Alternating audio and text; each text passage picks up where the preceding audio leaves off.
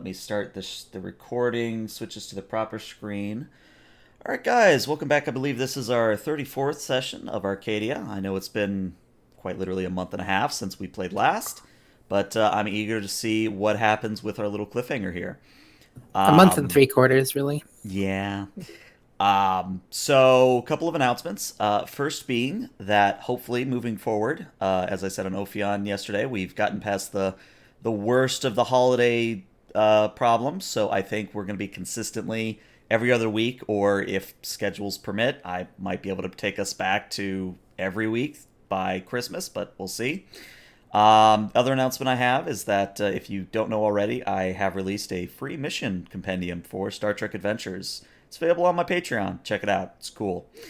What else do I have to say? Actually, I don't have a whole lot. So I believe that today we have Crowley opening with our log. Oh no. Thanks for that encouragement there, Doctor. No, it's not encouragement. I'm imagining what's coming, and it's amusing to me. It's Sorry. because he's the only one that's alive. Right. Okay, sorry. Commander's personal log, stardate 51006.1. Been about over a week now since we've had the last check-in with the Arcadia. She is due for the final check-in, though, in the next couple of days, but me and Sin have been getting a little worried. We're preparing a low-warp probe to go investigate, just to make sure while we maintain our position patrolling the border with the Dominion. So far, our encounters with any Dominion vessels have been very lackluster. They have been poking on by, and we have presented ourselves in keeping the borders rather safe. Although I must say, the time away from the vessel has proved rather fruitful for me. As an empath, a lot of my choices and decisions can be influenced by the emotions I'm feeling amongst other crew members. And slowly being out here by myself without being able to sense Sin, I found that I need to work on filtering out that noise. I've reached out to the homeworld of Beta Z and Vulcan, and even to Counselor Non on Narinder Station for some assistance. Going forward, though, I wish to use my empathic abilities more as a tool and not as a hindrance to making rash and impulsive decisions and choices, such are made during the Harlock encounter. And while I've been out here, I've been having some fun time enjoying the Roddenberry. Even though she's been repaired and patched up, she doesn't feel right. Magic that made her, I think, is gone, and without our former chief engineer, I don't think it'll ever come back. But the crew did a good job bringing her back to where she is. And personal log. Alrighty.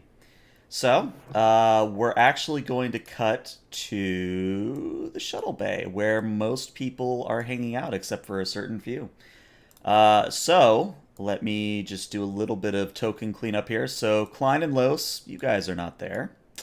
Yep. And Crothers, you're not there, but we'll deal with that in a second. So, since it literally has been a month and 3/4, I'll remind you where we sit with the adventure. So, you guys initially responded to a distress call on Tovin 3, and in investigating, you encountered rapidly aging colonists, ruined crops, and building destruction. And it was determined by the ever bright Ensign Hyde that you were dealing with some sort of orbiting or some sort of external sort of bombardment of some sort of particle wave. And in tracing this wave back, you encountered the USS Hamilton in orbit around Tovin 6. Now, the Hamilton was officially decommissioned, but after Tivna, your intelligence officer, broke a few encryption protocols and classified documents, it was discovered that the Hamilton was quote-unquote lost in 2265 following the test of a tachyon weapon, and that this tachyon weapon was the cause for pretty much all the problems on Tovin 3. However, before you could board the Hamilton, a Dominion envoy attacked the Arcadia in an attempt to scare you off. As far as I remember, you guys completely destroyed the envoy. Like, it was one torpedo salvo and they're gone. But after the battle with the envoy, an away team was formed to go aboard the Hamilton to shut down the weapon. In the process, you discovered that the Dominion had been in the system longer than previously was thought. And the good news is that thanks to Hyde's tremendous rolls in while under fire, you were able to stabilize the Hamilton's core and shut down the weapon. However, Los and Klein split off from the rest to go check out the bridge. And there, they discovered an elite task force by none other than Interrogator Hylong from the Mirror Universe. What followed was a harrowing battle, and Hylong was brutally injured before she achieved an escape. And in the process, she dished out some major injuries to both Los and Klein. The former suit is leaking, and thanks to a hole in the hull, there is no longer an atmosphere on the bridge for him. And we're going to join Los and Klein in a moment. But I believe, Crowley, you wanted to get permission to go ahead and check on people. Yeah, so Crowley would have probably sent by day 9, after a week of no check-in, after the last check-in they missed, would have sent a low warp probe. Okay. So, not capable of heading warp 9, so it would have been sent out just to investigate, make contact, and then relay information back. Okay. Good news is that the Arcadia, whoever's on duty at comms, is going to answer and says, yeah, we're dealing with a thing, but whether or not you want to actually establish like a channel is up to you. Yeah, let's establish a channel. We're still quite a ways away from even warping because we can't sustain high warp. All right. Let's see. Yeah, I'm trying to find what I did with the bridge. There it is. It exploded. All right. So as I play token cleanup here, so Klein, you're not there. Bryn, you're not there. Janice is leading the away team. Okay, I think that's Crothers is also on the away team. Hyde, you're on the away team. All right. So Captain, you're on the bridge, and the comms officer reports, "Sir, we're getting a hail from Commander Crowley." Put it on screen, but continue monitoring the irradiated area. Sure. And sure enough, both of you see each other as you pop up on each other's view screens. Crowley is out of uniform. He's just wearing the red undershirt. Captain, you missed check-in. Sorry, Commander, we are having a situation right now. Is everything okay on your end? Yes, do you need assistance? We won't be able to get there for at least a few hours. Do we have any... So, the last session, basically everything was told from the away team's point of view. Were we able to detect any, weapons fire inside the irradiated area? No, and as far as I remember, the reason you couldn't, send in, transport enhancers is because the radiation was just too great, and it was making even your regular advanced sensors having problems getting a read on anything. So I think... But we've... Oh, go ahead. But we've been able to communicate very, simple messages, like yes and no. We were able to dilate our messages. Yeah. Were we able to ever get anything more complicated than that? Not at the moment, no. And thank you for reminding me. There's also the problem that the away team shuttle is literally floating in space away from where they came in. So we'll have to deal with that too. Right. But so how long ago did the second shuttle leave? So you actually never detected the Dominion shuttle from start to finish. Or do you mean Wait. the second shuttle from your guys' group? That we sent. Oh, that you sent. I would say it's probably about 15 minutes ago. It'll arrive maybe in about another 15 minutes. Okay. That shuttle has it has been ordered to check in with us once they arrive, just so that we know they got there. Sorry. And so after another 15 minutes, then we would know that they didn't arrive. Yeah, sounds good. Okay. Commander, not yet, but we'll know shortly if we need you. Go ahead and begin coming in. Perhaps the Roddenberry can be of assistance. Very well. And I'll close communications, and I'll get Sin on tactical and make my way to the Arcadia. Alrighty. So, we now cut back to where I wanted to start. And we are in the shuttle bay of the Hamilton. I'm trying to think, where the hell is Bryn's token? Because I know we brought Bryn along. I don't think Bren came along. I'm playing. Oh no, Bren that's and the Torn. Gorn. That's right. Bren's back on the Arcadia. That's right. That's why I was confused. All right. So it is Janice, Hyde, Torn, and Carruthers. The four of you are currently in the Hamilton shuttle bay. Your shuttle you came in on is literally out there floating in space. And it's been, I'd say, about 20 minutes since Hyde and Klein and Los went to the Hamilton's bridge, and you're starting to get a little worried. Carruthers has a medical tricorder. Is he able to pick up failing life signs? If I remember correctly, no. The dampening effect of sensors exists even within the hull.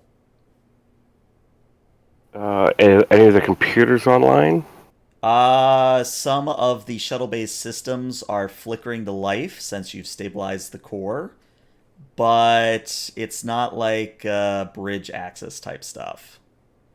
I just want to see if I can pipe into the system internal sensors. Oh, sure. I would say you could go up to the control room and try to see what you find there. Alright, let me go get Carruthers. Yeah, I'll go to the control room and attempt to see how everyone's doing. Sure. Why don't we have you do a control, and I could see an argument for security, I could see an argument for science, I could see an argument for engineering. I will do engineering. And yeah.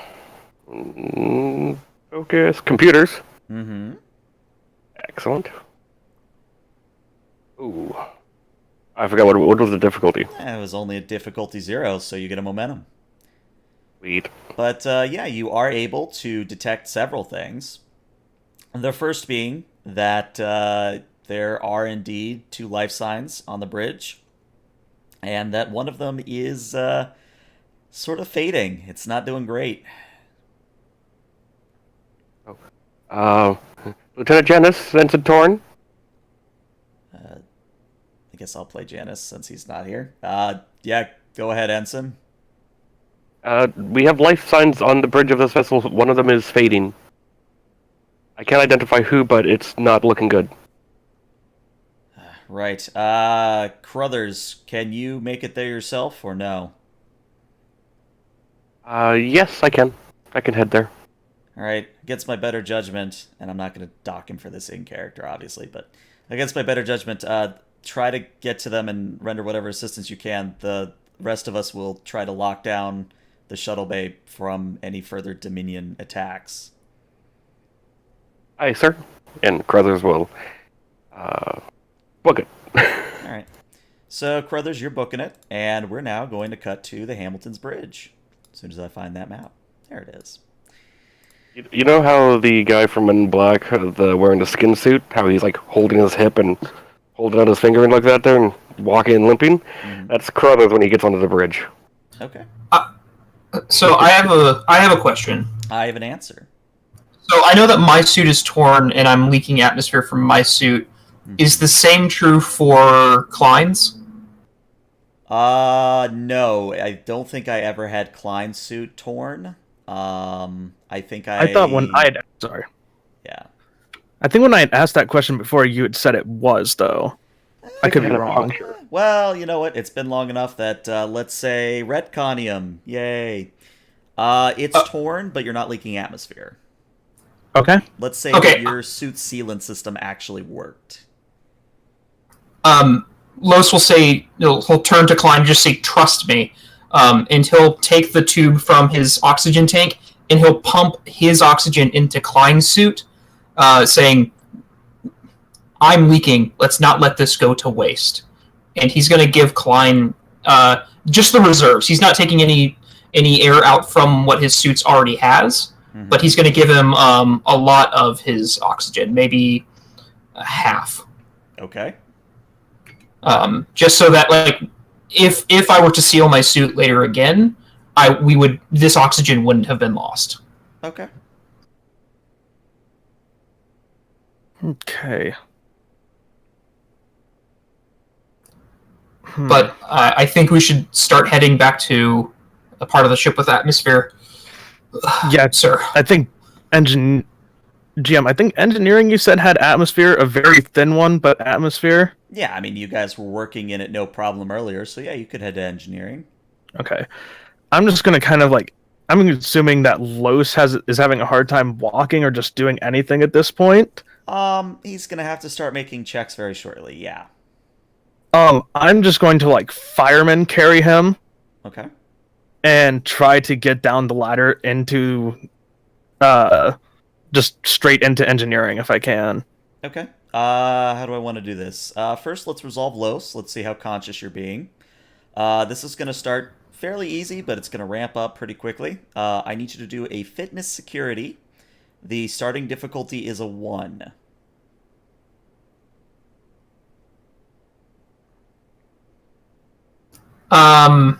I'm going to use my bold security to get a 3rd die. Sure, I'll take some threat. Oh, hello, Windows 10. Go away, Windows 10. Alright, yeah, you get 2 momentum. And yeah, Los, I mean, you're getting a little lightheaded, but you're able to tough it out. You've suffered worse. Can I spend 2 of that to make an advantage? Okay, what's the advantage? I'm wondering if where is my suit torn? If I have my notes properly, your suit is torn across the abdomen.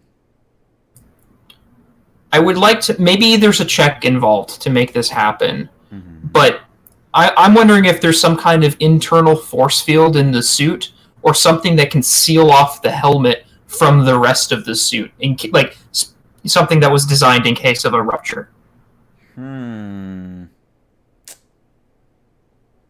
I know spacesuit. Yeah, I was modern gonna say. spacesuit has something like that. Can't remember what exactly it is. It's literally a sticky pad, a super adhesive.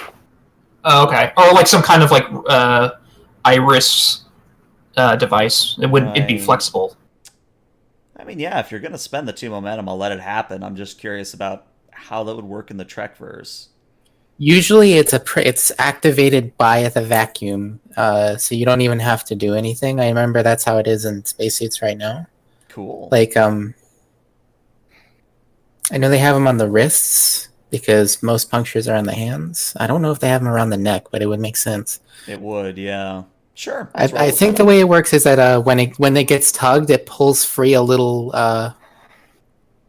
flap from that's folded up inside the connector of the gloves and the helmet as well, and it kind of just sucks the flap up against your skin, basically.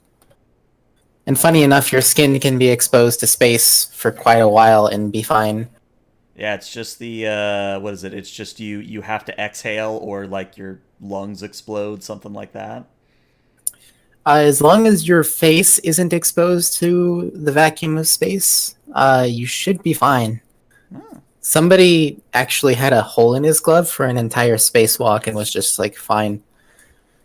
He didn't even recognize it. Well, I would imagine you're much more prone to radiation, but that's a long-term issue, not a short one. yeah. I think what happened to him was that a bit of his flesh got pulled up to the hole on his hand and just like stopped it up, and he was fine. It was great.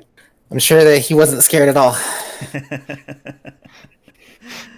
Oh, so Los, since you are spending the 2 momentum, I'll say that yeah, some sort of iris automatic closure system finally does activate. So you're not going to be making as difficult as checks, but you are dealing with, we'll say, some form of reduced mobility, because I think that'll be fair. Okay, yeah. Perhaps the device didn't work because I was being so active in combat. It didn't. I don't know. Yeah, something like that. But the good news is, for the moment, you're quote-unquote stable. But yeah, Klein, you were fireman carrying him down the turbo lift. For you, Yeah. I'd like you to do a fitness security at difficulty 2, because last I checked, carrying someone down a ladder is a little bit difficult. Yeah. That's fair. Carly, we should be at, I think, 3 momentum. Then Oh, no, just you two. Never mind. Yeah. Never mind. I'm so slow. Okay. I'm going to spend a momentum to get a third die here, Okay. and then I'll be 3d20. Don't have a focus. All right, so I'm going to say this succeeds at cost. Okay. And what this means is by the time you do make it down the turbo lift and to engineering, you are completely beat, Klein. Like, you are beyond weary. Not weary. Weary. That's the word I want. You have obviously just been in a very rigorous fight in an EV suit. You had dealt with a Dominion force in engineering before. You're just very tired. You've been pretty exhausted. And what this means for you, Klein, is Sure. that until you get back to the Arcadia and have rest, your complication range is going to be 19 to 20. All right, that's fair. But yeah, I'm going to say both Klein and Los, you guys have arrived safely in engineering at this point. Where are the Carruthers now? Well, I would assume I'd see him as I'm coming down the turbo lift. that's the funny thing. You guys don't see Carruthers as you go down the turbo lift. He's got his earbuds in. Yeah, we'll cut to engineering as I play a little bit of token cleanup. But yeah, you guys arrive in main engineering. There's atmosphere here. So if you wanted to refill your suit or do anything there, you certainly could. Yeah, turn the tank off, open up the helmet, just, oh, sweet 100-year-old hair.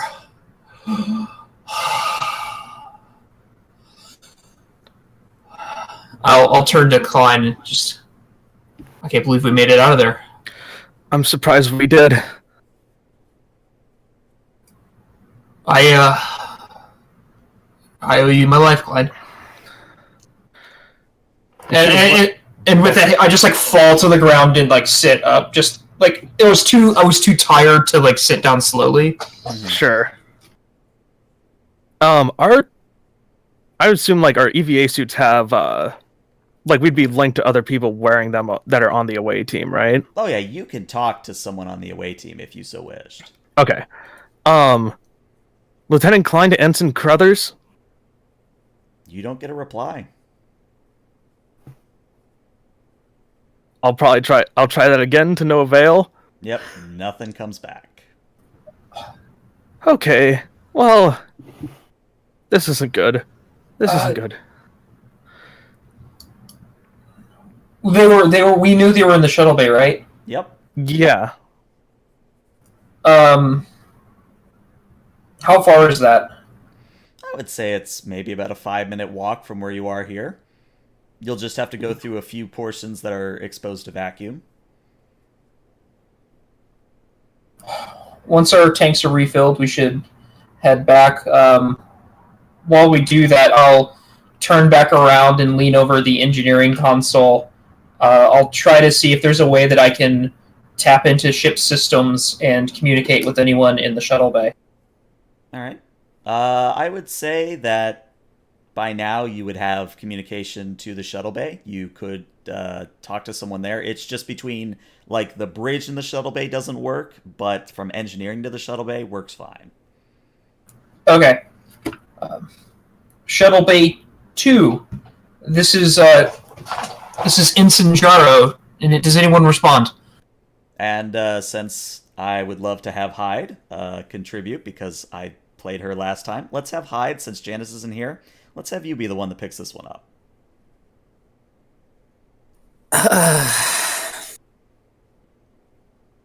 Fucking spilling over myself to find my badge and hit it. Hello, Ensign Hyde. We were trying to reach Carruthers. Klein and I are in engineering, and we're in need of medical assistance. What? Down there in my problems with the comms? We've been having problems all day, haven't we? Mm-hmm. Bridge didn't have atmosphere. What? That's. Was it This a isn't gonna make depressurization, sense. or is it the? Rapid. Investigator Hylong. Mirror Universe. Let me get to the. This was an transporter. ambush. And I just turned to Klein. Is that safe? probably not, but it's not safe to leave you in there.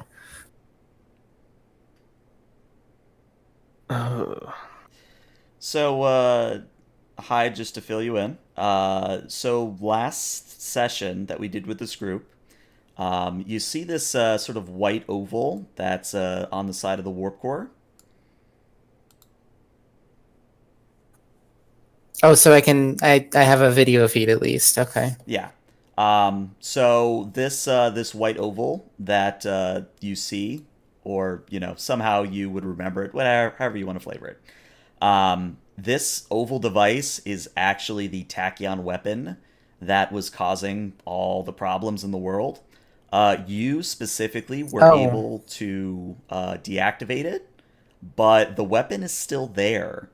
And you guys as a group eventually will need to decide what to do with it. Oh, I thought we brought the weapon because we killed the gravity to haul it. You know what? Thank you for reminding me. Thank you for retconning me. So, small retcon to what I just said. That weapon is in the shuttle bay. So, because yes, I now remember that Carruthers used anti-gravity tricks to get it into the shuttle bay. So yes, that's no longer there. Because that's how we lost our shuttle. Mm-hmm. That's right, because you came back and you were like, oh, our shuttle's out there now. A pilot didn't maglock. We'll do some more anti-gravity tricks. It worked last time. Okay. We can head back to the shuttle bay after we refill our oxygen tanks. Why couldn't we contact Carruthers? I'll take a quick look through the comm system. There's probably some disruption. Plasma conduits do not like being in vacuums. Oh, he's not with you? I'll look around. Is he with me? No. Last you knew, he kind of was told by Janice to go off on his own. Just pull away from the screen for a second, look around, and just say, nope. He's looking around, I'm told. Lieutenant, what are your orders?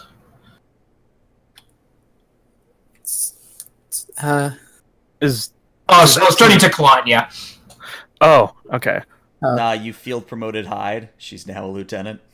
I was thinking for a second there. Yeah, I can do that. Let's see if we can patch up our EVA suits, then we might need to go and find Ensign Carruthers. Okay. All right. So, I'm going to say that since you are in engineering, even though it's been hundreds of years since this thing was seeing any proper use, you would be able to find tools and some form of kits that you'd be able to patch up your suits, no problem. Okay. So I'll walk you through it. Yeah. The welders are in the second drawer. You can get the putty in the other one. Can I propose a different solution? Well, depends on what the solution is, but sure. We wear the TOS spacesuits. Sure, if you want to wear them, go right ahead. They're so goofy. I love it. They're horrendous, but I love it. Oh. I guess I would have to switch to that one. We could probably pick Klein's if he prefers. I mean, I'll join in on the goofiness. Sure, why not? I'll wear a TOS suit. All right. Cool. So I guess my question is, are you all going to meet up as a group now, or are you going to stay kind of separated into two little groups? What's the play here? Right. I want to see if maybe from down here in engineering, if I can somehow get the Hamilton's weapon systems back online. I believe. What did I say in my notes? So the Hamilton is not like a modern ship where that would be possible. In order to get weapons control, you would either have to go to the phaser control room or to the bridge where you just were. Right. Okay. Yeah, in that case, let's go ahead and try and... Wait, yeah, I have one of the Jem'Hadar's disruptor rifles, don't I? If not, there's several dead Jem'Hadar in here that still have their rifles that you could take. I'm gonna pick one up and maybe see if I can... I don't know, unlock it? Because I believe I remember saying something about how they were locked to Jem'Hadar. I would say for you that would be a daring security difficulty 3, but it's possible. Okay. We'll try it, and in case that doesn't work, same plan, we'll just try and meet up with the rest of them. Okay.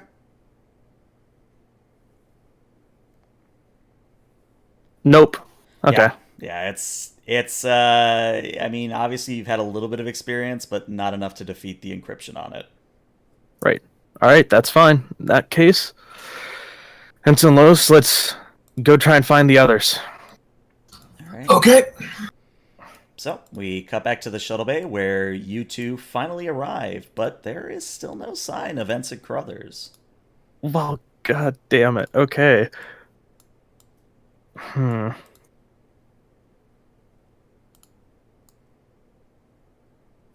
This is new.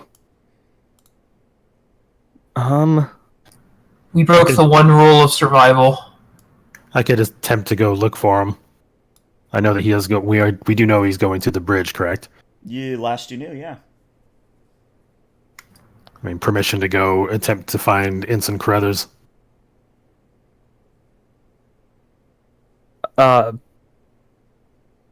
Permission granted, but I feel like it'd be a little bit better if we all stuck together at this point.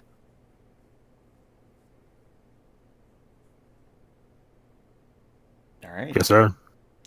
So, my question is about how long do you want to devote to this search? Because you have about 5 minutes before your new shuttle comes in. So I'm just curious as to how long you would spend searching. I personally would want to give it about probably more than 5 minutes, probably about 15 minutes to half an hour if we need to. Sorry, is this the third shuttle they sent out now? Yes. Oh, jeez. How's a lot? Do we know their status? You know, he's just sort of sitting out there himself, kind of waiting on rescue, and Lon's just like, "Yep, this is the thing. This is my life now." Yeah, today has not been a good day for shuttlecraft. It really hasn't. Yeah, I'd say we spend as long as necessary as it takes to find them. Okay. So, not to like skimp on RP or anything, but I'll say that even after spending 30 minutes, you still don't find him. Oh Lord. Oh. Even if we go to the bridge, we don't find him? Yep, he's gone. There's no trace of him. They probably took him. Okay. I didn't think the Dominion took captives, but oh well, here we go.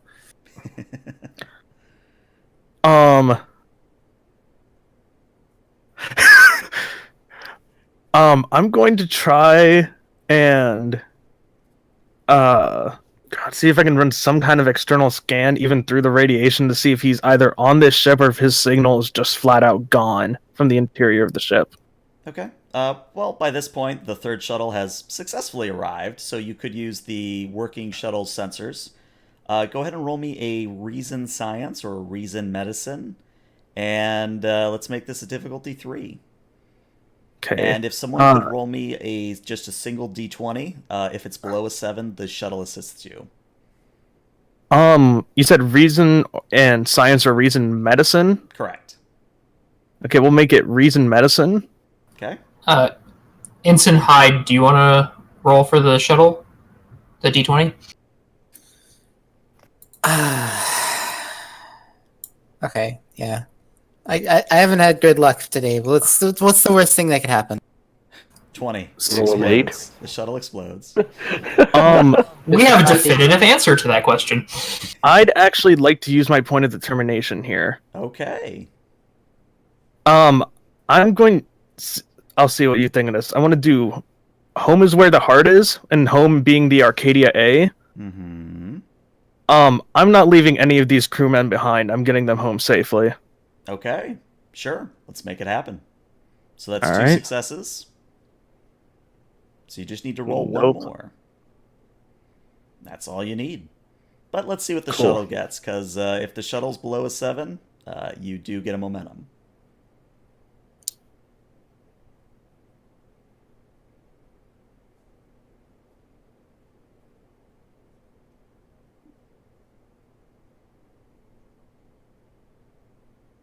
Just That a would be d20, the right? side. Hyde? Uh-oh. We lose someone? Hyde. Oh, there it goes. Oh, we got Bryn got us. I'm here. Okay. Who'd we lose? Oh, we think we lost you there for a little bit, but that's okay. Nope. It's not me. So yeah, My the internet shuttle- is going a little in and out though, so Yeah, it might have. it's tech issues. They're fun. But yeah, Bryn, thank you for the roll. Unfortunately, the shuttle does problem. not assist. But hey, Klein, you still succeed. What do you want first? The good news or the bad news? Let's go bad news first this time. There's no sign of Crothers anywhere on this ship. But the good news is, The Dominion aren't here anymore. okay, well, Jaros is gonna hear this and say immediately, without flinching, check for transporter signals, because he knows he's worked on the transdimensional device before. Mm-hmm. Could he possibly go up to a console and do that himself? He could. And He would. I would say Klein, you could assist. Hyde, you could assist. I would say this would be a reason engineering or a control engineering. And the difficulty here is going to also be a 3, but you have 2 people ready to assist you. All right. I don't even look to see who helps me. But I do want to use my value, never leave a man behind. Okay. Although it's the same number as control, but I could see this being more for daring for Jeralos, and then using the when all else fails, improvise. And what I think would it be more difficult to try to bring something back that had just left? How do I want to say this without spoiling it? So I would say you would remember that Dominion transporters are more advanced than Federation ones. They can work over longer distances and are a little bit more, shall we say, capable of cutting through radiation like this.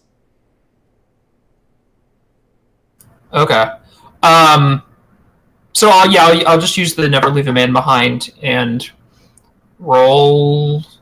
Yeah, all we Control need to see engineering. is 1 success for you because Hyde's given you 1 already. So as long as you get the 1 success here, you're golden. What's the total difficulty? It's only a 3, so but in order for Hyde's roll to count, you need to roll at least 1 success.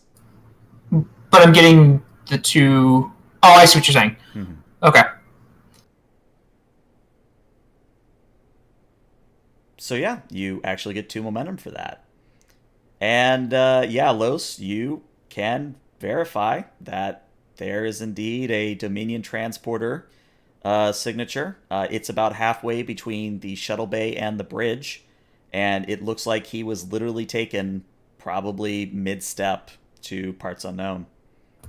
And if I ask more questions, that costs momentum? It's a momentum per question, yes.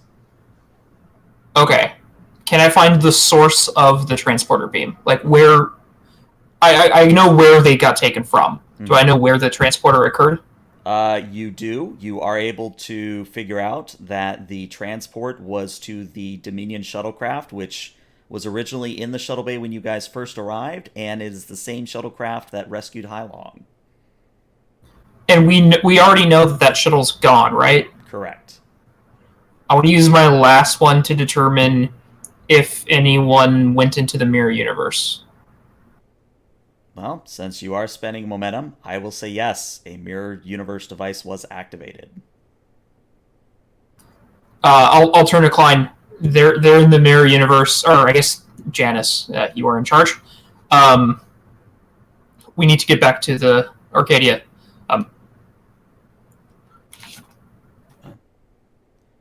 So Janice just kind of looks around, shakes his head, and says, "All right, everyone into the shuttle. Let's clean this operation up best we can." So yeah, with all of you getting into the shuttle, plus, are you going to take the device back to the Arcadia, or are you going to leave it here? I think we're probably best taking it with us, because we don't want anyone else coming here and taking it. Yeah, this thing needs to be disassembled. Okay. So, with all of you plus the device, it's quite crowded, standing room only. But yeah, you guys make it back to the Arcadia just fine. And we'll say, for sake of argument, so that we don't have any loose ends, there is recovery operations going on for the second shuttlecraft and the initial one you came in on. But, you know, we'll handle that off screen. But yeah, you guys are back on the Arcadia, and I'm curious as to where you would report first.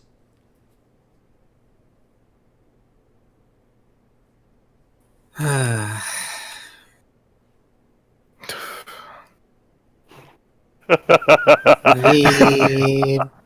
Captain here.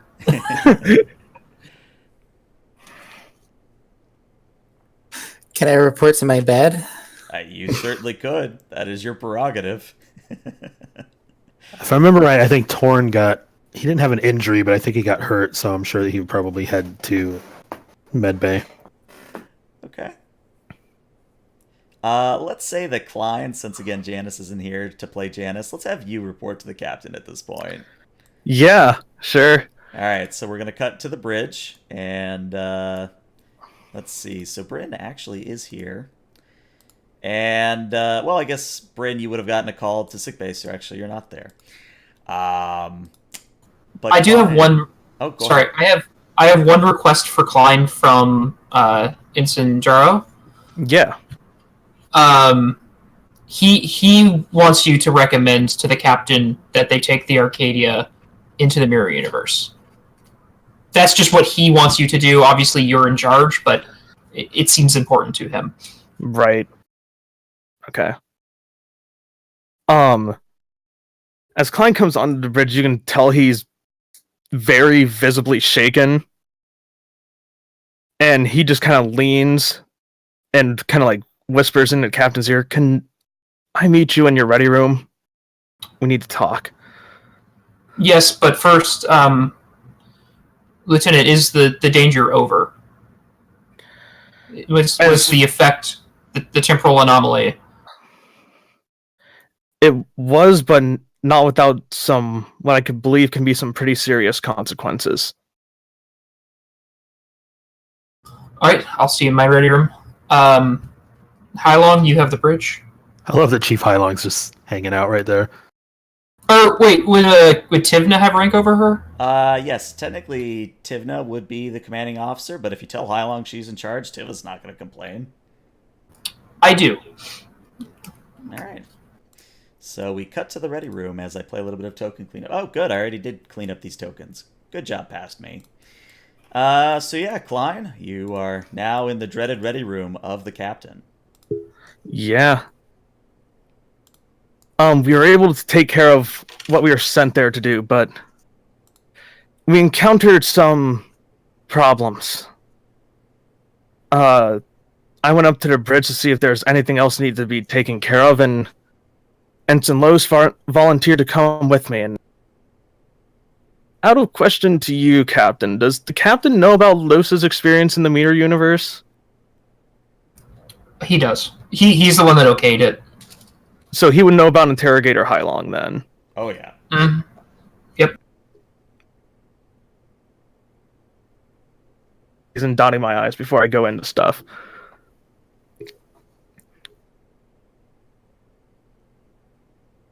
That apparently had been coming after Jaralos, as I'm sure you would know, by the name of Interrogator Hylong. And she held... She made good on her threat then. What? Oh, sorry. You cut out for me. When Ensign Jaro came back, he warned me that Investigator Hylong would have a vendetta against her. It seems she's making good on that threat.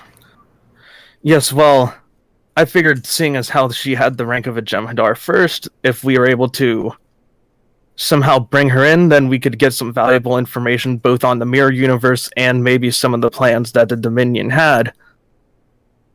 Well, that fight turned deadly quickly. My report shows Ensign Los made it back all right. And now I notice who's missing as I look at the report. This is about Crothers? It's a mix of that and... Sir, during the fight, I had my phaser set to kill in protection of Jaro. I see. And I'm not sure what came over me at the moment, but what I was focusing on was getting him out of there alive. Lieutenant, was this your first combat experience? First combat experience that turned as deadly as this one did, sir. How are you doing? Not well, to say the least. Lieutenant, I would be worried if you were.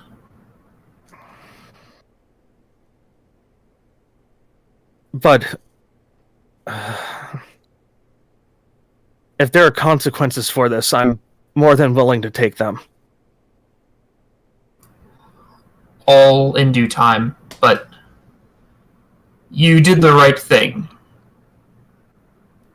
If what you did was wrong, you are owning up to it. And that cannot be said for everyone. You have a conscience, Lieutenant.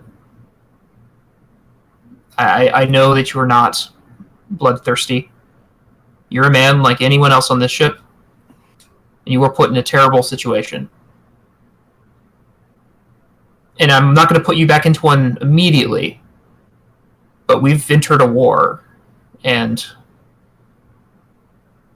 you're probably going to be in that situation again. It's not comforting news, but it's the truth. And I appreciate that, Captain.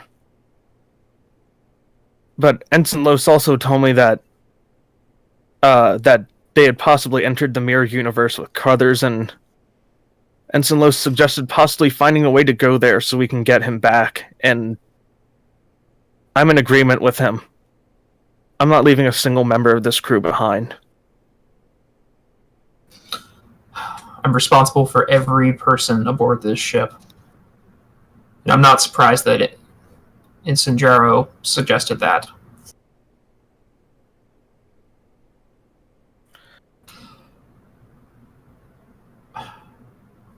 I also am responsible for the Sovereigns. For the Arcadia's role in this war. but I do not take Carruthers' disappearance lightly, and I do not ignore it. I need time to make my decision, but, Lieutenant, I'll be making it soon. Of course. Permission to leave, Captain. Yes. If you haven't already, go see medical. And take off your next duty shift until we need you. Of course, Captain. This is not a punishment. I'm giving you time to recover. Of course. Even as he gets up to leave, you can tell he has like this real 1,000-yard stare kind of thing going on. Lieutenant. Yes. So, background info. What's one of your hobbies? I didn't really have many growing up. Most of it was sparring and learning new fighting techniques with my father. Well, my stepfather, but my father wasn't really around much, so I just called him that.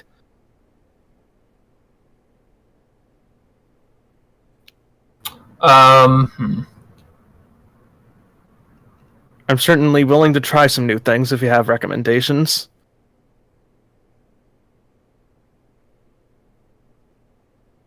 I'll think of something. Of course. Meet me at 1900. Of course, Captain. And he will go ahead and walk out of the ready room. All right. Well, as fate would have it, on your way out, you literally run into Commander Crowley, who has arrived at this moment. Oh. Sure. I've already seen the reports of the mission. Nope, you are literally just coming in to report to the captain. Hello, Klein. How are you doing? It's okay. You're dismissed, Lieutenant Crowley. Please come here. As he leaves Crowley, Mm-hmm. Crowley would feel like, I don't know, a mix of like guilt and just confusion, for lack of a better way of putting it. You'd see a smile that Crowley has turn to kind of a confusion as he's trying to read you. Mm-hmm. And he's slowly watching you as you walk out. He looks back to the captain, waits for the door to close. Yep, door closes. Okay. I'm just now having a chance to read the reports myself. They were delivered to me just now by Lieutenant Klein. You probably sensed it. You wouldn't need to be an empath to tell, but the away mission had some lethal consequences. Not necessarily for any members of our crew, but well, you'll see in the report. But the matter at hand is Carruthers has been abducted, and we believe he was taken into the mirror universe by the Dominion, specifically Investigator Hylong. If you remember the debriefing from Gerolos's trip there. You just see him sit in front of you for a second as he's taking that information in, and he goes, okay. So, is someone being sent after him? Is a strike team being mobilized? Or do we have any idea to tracking them in the mirror universe? We don't know much. We know that he was taken into the mirror universe by a Dominion shuttlecraft. I don't know how the Dominion knows about the mirror universe, or what we'd find on the other side. But you know I'm not going to let Carruthers get away from us. He's a member of our crew, damn it. And you're going to hate me, but he's a small piece of the crew. Right now we're stationed on the front of a border with the Dominion. If we leave, there's a gap. We can't have a Connie or a Akira fill it. They don't have the power behind that. The few ships we have out here are barely able to cover the border. If we're gone, there's a gap, and that means we're exposed for the Dominion. They'll take it. GM. Yeah, what's up? A long time ago, I had discussed a gift for Crowley. I don't know. Do you know the one I'm talking about? Vaguely, I remember something, yes. I still haven't been to my quarters. Apparently something was happening at my quarters. No. Would I have had any discussions with the Admiralty about that idea? I would say by this point you would have, yeah. Are we looking thumbs up or thumbs down on the availability of that piece of equipment? Oh, thumbs up. Oh, Crowley, I'm not thinking we send the Arcadia over, but we do send a ship.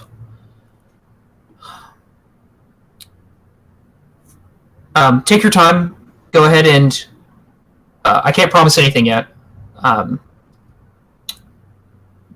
Take your time, get adjusted. I need to make a few calls, but we need to remain in this system, at least for to answer the colonists' questions. I'd like you to coordinate that with Hailong. Very well. I'd also like a copy of the report if possible. I want to go over it and see. I'll hand you another data pad that copies the report, and I hand you yours. Thank you, sir. And yeah. And so, GM, I don't know how we want to do this, because I think it would be fun as a surprise, but it could be very impactful on your campaign. Well, let's, what do you have in mind specifically? It involves a promotion. Okay. So let me call Admiral Haru. All right. am I still in the office? I'm assuming no at this point. Okay. All right. So yeah, you call up good old Admiral Haru, which I will find her token, because as we all know, every time you call Haru, gotta find her token. There she Best is. token. Best Yes. token. Yes. So yeah, you get Haru on the phone. That makes me so happy. She says, "Well, Captain, it's a bit odd to hear you call across quadrant. What can I do you for?" I have a strange request. You'll be receiving a lengthy report soon. I assume Admiral Haru is still the direct admiral I reply to. That hasn't changed? No, so it has been a while, so it's okay. But if you remember, you were actually turned over to Admiral... Oh God, what? Where is that in my notes? Because remember, you had to report to a new starbase. Right. Okay. Yes, here it is. Let's see. You now report to Admiral Chivalok, and he is a Zindi reptilian. But you could still call Haru if you want. She's a good pal. All right. I've called to ask a favor. A favor, you say? Yes, a member of my crew has been abducted, but for reasons which will be made to you soon enough. I can't disclose them over this channel. I have need of the original Arcadia. The original Arcadia. Last I knew, it was still being retrofitted. I might need it sooner. I have a mission for it. Go on. It would be... I don't imagine the brass wants their Sovereign class vessel away from the front line, but I don't know how long this rescue mission could take, and I think the Nova class might be a little more unnoticed where it's going. So about this time, Haru catches on and says, "So you want to take a excursion to the Mirror Universe in a Nova class vessel? Is that about right?" Yes. Well, I'm not going to say that it's not a bad idea, Captain, but I will remind you we do have a standing order not to really enter the mirror universe unless it's absolutely necessary. Last our intelligence knew, there were problems with the Klingon Cardassian alliance and the state of humanity. Admiral, Go ahead. the mirror universe is just another front for this very war we're in now.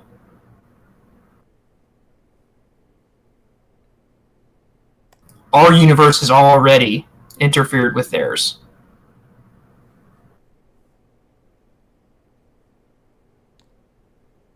I will take the request under advisement. Of course, I'm just one admiral. This will have to be discussed with Starfleet Command proper.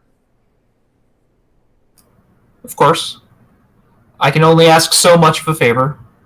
But I think you know who I would recommend for the job. Indeed.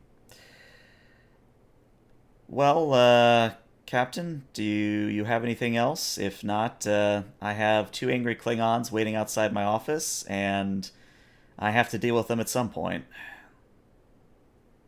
Best of luck, Admiral, and send my regards to Counselor Nalon. Will do. Admiral out. He's sorely Oh, sorry. missed. I'll make sure he hears that. And now she cuts out.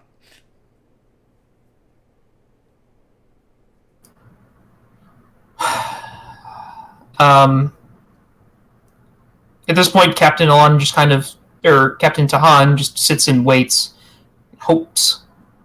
But he's gonna start getting something ready to, for when he meets with Klein later. Okay. So, we're now going to cut to sickbay because can't have a episode of Arcadia without good old Dr. Bryn. No. So, Bryn, Jensen's there because when is Jensen not there? And let's see, Los is coming in, as is your Gorn security officer. Yeah, I'm still playing token cleanup. Hold on. All right, so Los is there. Where is our lovely? There he is. And there's Ensign Torn. All right. So that's what you're dealing with at the moment. You're dealing with Los, you're dealing with Jensen, you're dealing with Torn. Okay, imagine I have Los and Torn already up on Yeah, we'll say Torn. the beds. Yeah, just administering medical attention to them with whatever nurse is on duty at the time. It would be Petty Officer Turn, or Tom. He's doing his best. All right. Of course, I'm shouting grumpy instructions to him because he never does anything quite right. In Bryn's opinion. So at this point, you are just now treating Jensen. Jensen actually had a real injury for once, and Jensen's like, I'm sorry, Doc. I didn't think that the plasma conduit would explode like that. Well, Ensign, it is you. You should have expected that. Just from now on, just expect whatever the worst possible outcome is going to be. That's what's going to happen to you. All right? You just need to be more careful. And I'm tired of seeing your face in here. So you really need to be more careful. Oh, God, out of character. It's so freaking funny. But in character, Jensen's just like, sir? Just... Let's put it this way, Jensen. If I were a betting man, I would bet against you all the time. Just... You need to take more caution. I don't care if you're walking down the corridor towards your quarters. Just be at caution at all times.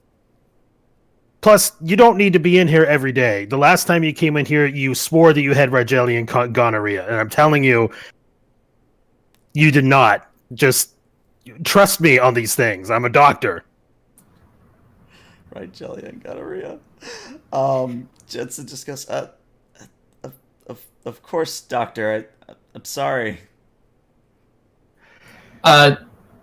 Jeralos will ask the doctor, "Hey, Doc, does this mean me and Ensign Jensen can't meet up later for Parisi Squares?"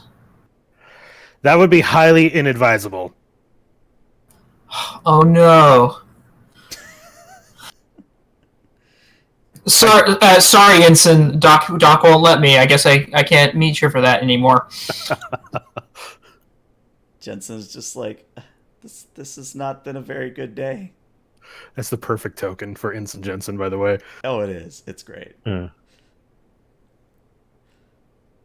I want to believe that that's a photo of a guy who thinks he has a headache, but it's actually just the tips of his fingers are hurt. Oh dear. But more importantly, Bryn, while this is all going on, you start to hear your computer in your little office begin to beep at you. All right, Jensen, you're treated. Go ahead and do whatever it is that you would normally be doing, but with extra caution. Remember, I'm a betting man, and I don't want to see you in here again for at least the next 2 hours.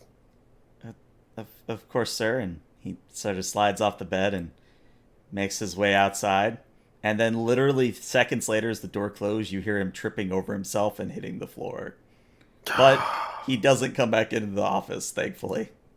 I just kind of look up at the ceiling for a second and then walk in to check my computer. Like, I'm assuming it's in here. Yeah. Okay. So when you go to check, you see that you have an incoming transmission from an unknown source.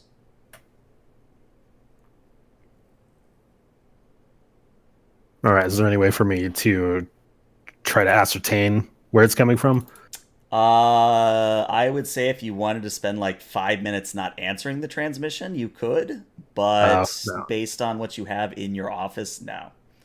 All right. Well, despite the earlier message in my inbox about not opening emails from people I don't know, I'll go ahead and open the message. All right. So on screen, and Crowley, since you do play Carruthers, you can flavor this as you want. But you see that Carruthers is being held, well, not really being held, but he's being flanked by 2 Jem'Hadar officers, or I guess just regular grunts. And the Jem'Hadar are making him read something. And at first, the audio is not very clear, but the general gist of it is that the Dominion is claiming a prisoner of war as retribution for destruction of their envoy. So it's basically like an ISIS video. Yeah, I didn't want to say ISIS, but now that I think about it, it's kind of the same thing. I gotcha. Can Carruthers be blinking? I'm In assuming a Morse special code way? of some sort. Yes. Sure. What are you trying to communicate to Bryn, or really anyone who might be seeing this? Blood. Blood. Okay. I'm not sure if Bryn... I would think Bryn, you would notice his, especially as a doctor, you'd notice his abnormal blinking and maybe pick up on it. But what you do with that information is up to you. I'm not sure if Bryn would know Morse code or not, but I'm sure he would pick up that he's trying to communicate something, and I would pass that along when I turn it in. But can I tell in the video what kind of physical shape that he's in? Does he seem to be injured badly or cut and bruised up or anything? Ooh, can I say one thing? Sure. His cybernetic eye is missing. There you go. Is that the only injury that I can detect? I mean, he's a little roughed up, but he's not like sporting a big old black eye, or he's not like sporting any gashes. He's just missing an eye. So that's part of the black eye. He just has no eye. Yeah. Can I build these, or is that medicine? I would say you're probably a skilled enough engineer. You could figure it out. You see me about that later, I guess. I've got a lot of other things to fix right now. Dr. Brandon, Captain Tahan. Yes, Doctor. This is the captain. Captain, I need to see you right away. On my way. All right. So, a dramatically appropriate a time later, Captain, you step into sickbay. Ensign Drow, Captain. Then I'll walk into the doctor's office. Captain, I just received this on my terminal. just right before I contacted you. I don't know why it came directly to my terminal, but you need to see this. That's Morse code. Yeah, I could tell he was trying to communicate something. We don't have Morse code. L I know it's some old human code or something. O says blood. Sorry, it was a hobby I picked up before Starfleet Academy. Why would he be coding the word blood? I don't know. Well, Follow me. Maybe there's something in his lab. Didn't he have something to do with his? No, that was never mind. Okay. Okay, I'll follow the captain. All right. Let me find where I put the lab. There it is. I can't remember. Was that another character who had some sort of nanotechnology in their blood, or did Crothers have that also? Andromeda, but she's Andromeda, no longer that's right. on the ship. And Crowley, right? Yep, and Yep. Crowley. Okay. His fingers don't glow anymore, do they? Yeah, I remember. I thought I still had a faint glow. Nah, it's worn off by this point. Oh. That's what happens when you wash your hands. But yeah, you guys find your way to Carruthers' lab, and if I recall correctly, Carruthers would have basically mechanical parts strewn everywhere. His lab has been changing around a little bit, especially since he stopped his AI project due to Starfleet command orders. His lab has turned back to what it originally was when he first got aboard. You guys see a beating heart in a tank, a couple of operating lungs, spinal columns, floating eyes, base components of what appears to be a brain with two eyes looking forward. And one of them is in a red liquid, reddish purple. Wait, Well, what's in the red purple liquid? It's the brain with the two eyes looking at you. Captain, if there's any question about there being a mad scientist on this vessel, I'm assuming that question has been answered. Was the question why? Sorry, I'm deflecting. I'm really worried. What is this thing? And I look at the eyeball brain. The brain is not a typical gray matter specimen. It is actually very pale white. You can notice what looks like circuitry along the brain and actually mixed into deeper parts of it. And it just says Alpha 1 on the bottom, and next to it is a data pad. Wait, what does it say? Alphar? Alpha 1. What's on the data pad? Nanites. Specifically Andromeda nanites. Can I recognize the origin species of the brain itself? Custom. Did you say custom? Custom. It has no known base life form. It is completely grown. This is all biologically engineered from blank cells that Carruthers and his side project has been working on. Basically an advanced form of synthetic limb replacement. He's trying to grow a synthetic brain. Captain, I'm telling you, Carruthers has a much more interesting job than I do. I had a certain twitchy ensign. This is just a sample of my day. He's in full-on complaint mode now. I had a certain twitchy ensign come in complaining of Rigelian gonorrhea. Do you know how you contact Rigelian gonorrhea, Captain? It's caused by sexual contact with a specific breed of primate from Rigel. So unless the specific ensign has some sort of strange fetish, or your shore leaves have consisted of some sort of erotic safari. Doctor? Oh, yeah. Sorry. No, it's fine. I'm worried about Carruthers too.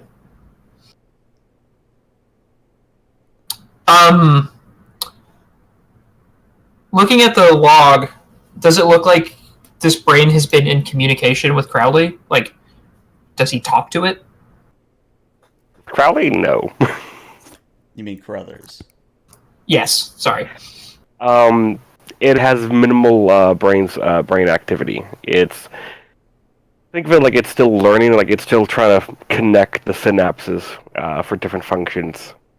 The report goes into detail saying that he cannot get it to establish consciousness. He can't seem to get it to recognize and be self-aware. It keeps hitting a certain point, and then it dies. His data pad goes into detail talking about how he had hoped to acquire a few drops of Andromeda's blood to see if the nanites would provide the brain a certain boost to its survivability, probably to maturity. But it goes into reports that it required further experimentation and possible temporal experiments. Are there any like blood samples sitting around in vials anywhere in here? I would think it'd probably be safe for me to say that there are, yeah. I'm going to investigate the labels on some of the blood samples. Try to see if there's anything anomalous. The blood vials in this lab here would all be of filled with Starfleet nanites, medical ones. The Andromeda blood was only kept in sickbay and under your permission to be used. And since it's been a month, you did give him permission to take a vial. Yeah.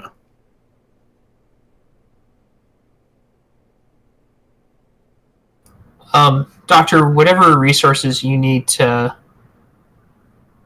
figure out what Carruthers meant, it's my instinct that he wanted us to take care of this life form he created. But that's just my best guess. Well, the question remains, why would they take Carruthers of all the people that went over to the ship? And on top of that, the message wasn't sent directly to the bridge or to you. Why was it sent to sickbay? The only thing that I can and why would he say blood? The only thing that I can maybe think of is it has something to do with Andromeda's blood, and the special nanites that were in her system, and that he was working on. I don't know. I could be wrong, but there has to be something connecting those three things together. Doctor, you said this was a custom life form? It doesn't resemble... Right, the brain has no it's completely manufactured. There seems to be no origin species to this organism. I'm gonna pull up a couple files. One of the brainwave patterns of this specimen, and then one of Carruthers. And then, Doctor, are there any connection? Did he base this off of himself? Do you want me to make a roll for that? Carruthers, you would be the one the best to answer that. Kind of. It's a human neurological pathway structure, but it seems to have been set there like as a guide, like a roadmap. But it's been up to the process of the organic compounds to take their own form. Well, Captain, it seems that the brain is based on human physiology, which would make sense. I mean, Carruthers, besides all the things that have been added to him, is human, and probably familiarity, but it's grown into something more. It's something different.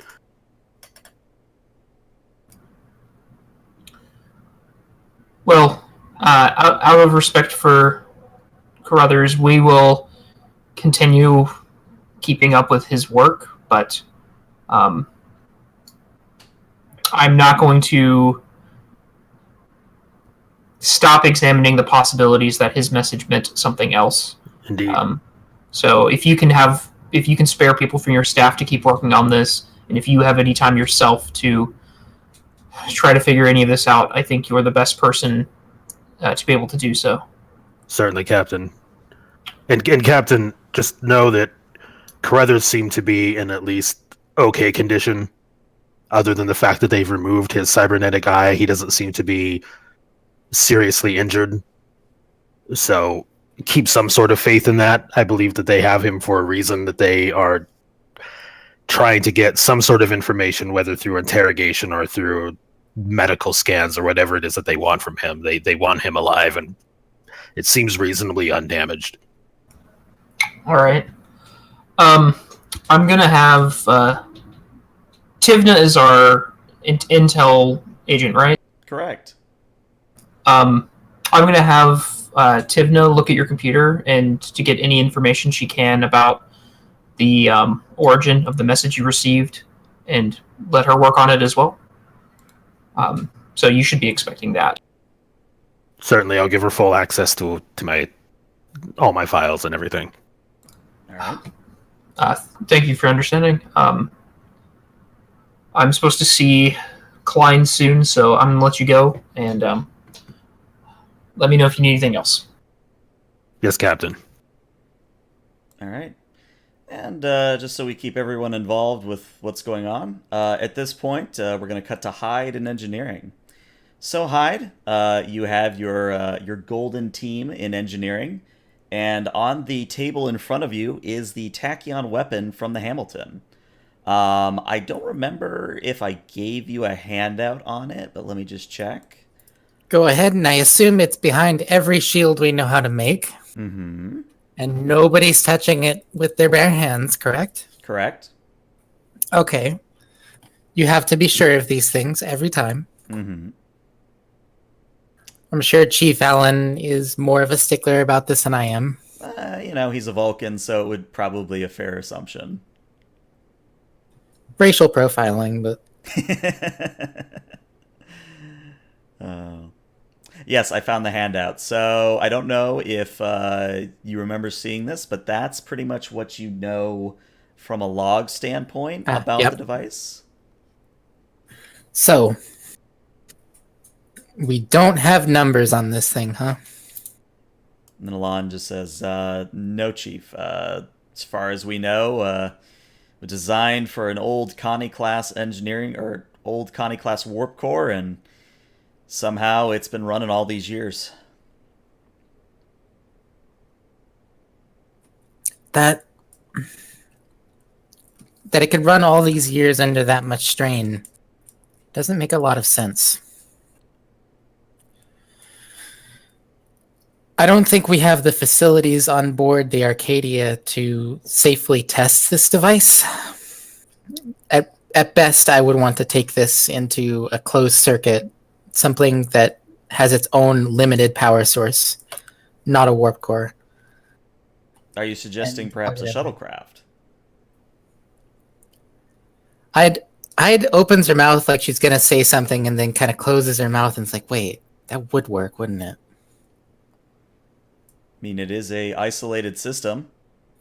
An isolated system from the Arcadia with no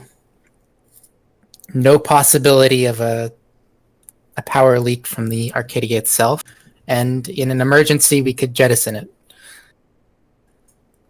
Not that I want to, but in an emergency. Indeed. I feel like there's a lot to learn from this device. However, do you think the captain will allow us to keep it? I think if we can run get some numbers from it, if we can test it, see how much power it drains, and find out a way to control it safely, I think that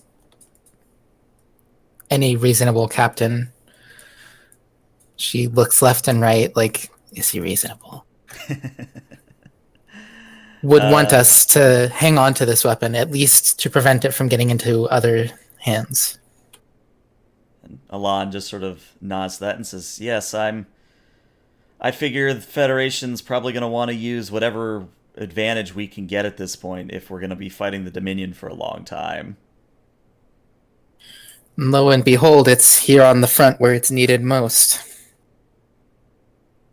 Oh. Do you know the lifespan of Dominion species? I'm going to ask Al. Out of character or in character? Oh, you're asking in character. Alon says, I'm vaguely aware that the Jem'Hadar generally don't live past a couple years. And this could be The other concern, of course, would be if this would violate any wartime treaties. I would not be surprised if there was a law against tachyon weapons. Well, can't profess to know much about the specific general orders, Chief, but I do know that there's a reason that this technology was classified originally. Yeah, so it is a fair assumption. She'll walk around the table just looking at it as if there's some other secret that looking at it could give her. Okay. Well, Alan, I think it's best for now that we keep this in engineering, let's say. We'll go to the captain, I'll go to the captain, I should say, about a plan to test this device if and when we get the chance. Understood, ma'am. And Hyde, it is at this point I'd like you to make a roll. It will be a insight engineering, and it will be a difficulty 4 roll. But if you succeed, you will gain some insight into the device. I get an extra d20 from being in my engineering? You have an advantage, so you actually go down to difficulty 3. Ah, good. And at the moment, you don't have any momentum, but you could, of course, give me threat, and you could get extra dice that way. Or you could spend your determination. Could I call up a value as well? Yeah, that would be the determination. Yeah, I'm thinking. In her opinion, this device has a story to tell, something that she's fascinated by it because it's definitely broken in some way and she can't figure it out. So she's trying to quote unquote listen to it she wants to hear its story. That's my justification for determination. I'm okay with it. So yeah, you will start off with 2 successes. So all you need to do is roll 1 more.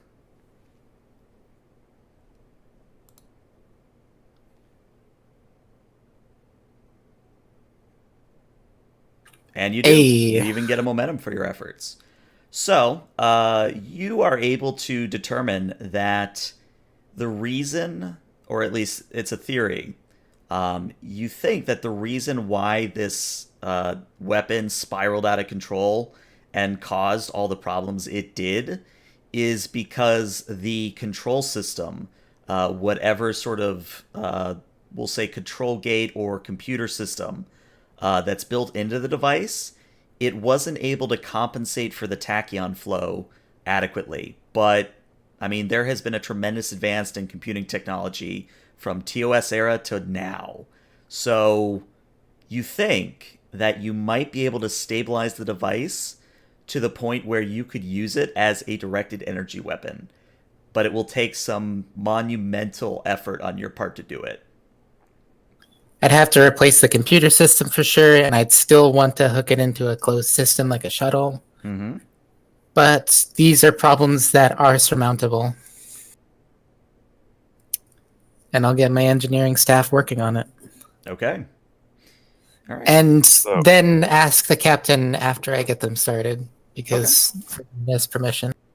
We'll say that you're able to snag the captain before he meets up with Klein. Did you want to invite him down to engineering, or did you want to try and catch him in his ready room? Probably catch him in the ready room, because I don't want the other engineering people in front of this conversation. Okay. So we'll cut to the ready room. Haru is no longer there. And yeah, Captain, you get a chime at your door. Enter. All right, and in steps Ensign Hyde. How do you get those to load so quickly? They take like 2 minutes whenever I... Never mind. I'm just really good at Roll20 sometimes. So Hyde clears her throat and steps in, starting to feel that weight on her shoulders like always. Ensign Hyde, please make yourself comfortable. I'd prefer to stand for now, Captain. I As you wanted wish. to speak with you about that tachyon weapon. Yes, the report says you were able to bring it back intact after disconnecting it from the Hamilton. Yes. You are more versed in Starfleet protocol than myself. Is there any law against its use in war? What do I know? Let's see. Is there some kind of check I would need to make? I would say, as a captain of a vessel, you would know that this sort of technology came from the era of Genesis devices and planet killers and basically things that the Federation has done their best to quote unquote forget. So while there is no specific regulation against such, just remember that you did have to break classification to even know about this device existence in the first place. Right. Okay.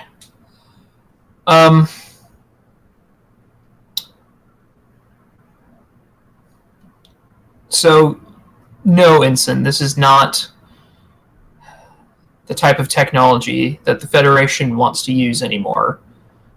It's taken some time, but the Federation has discovered who it is who we are.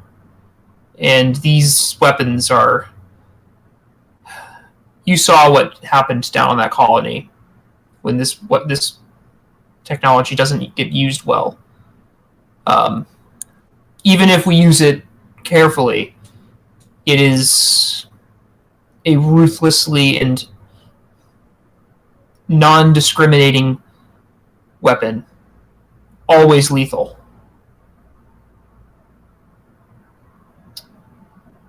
Yes, it might win us some battles, maybe a war, but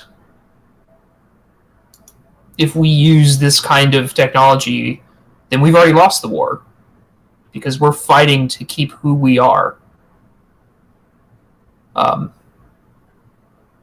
there's a lot of scientific merit in that device. You're free to study it, but unless I'm told to, and I'm convinced by those asking me to do it, we're not developing any new weapons. Nothing like that. Of course, Captain. I respect your insight on the matter, and that's why I saw you about this. Her ears flatten a little. She's a little disappointed. Just a little.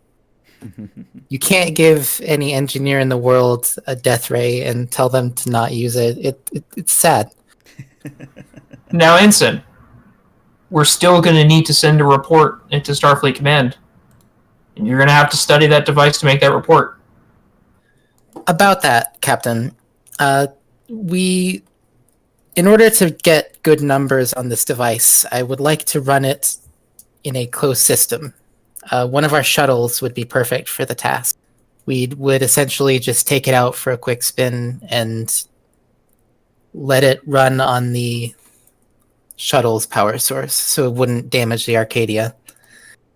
Worst case scenario, the shuttle itself is damaged, but that's something I can fix. Are you okay with that?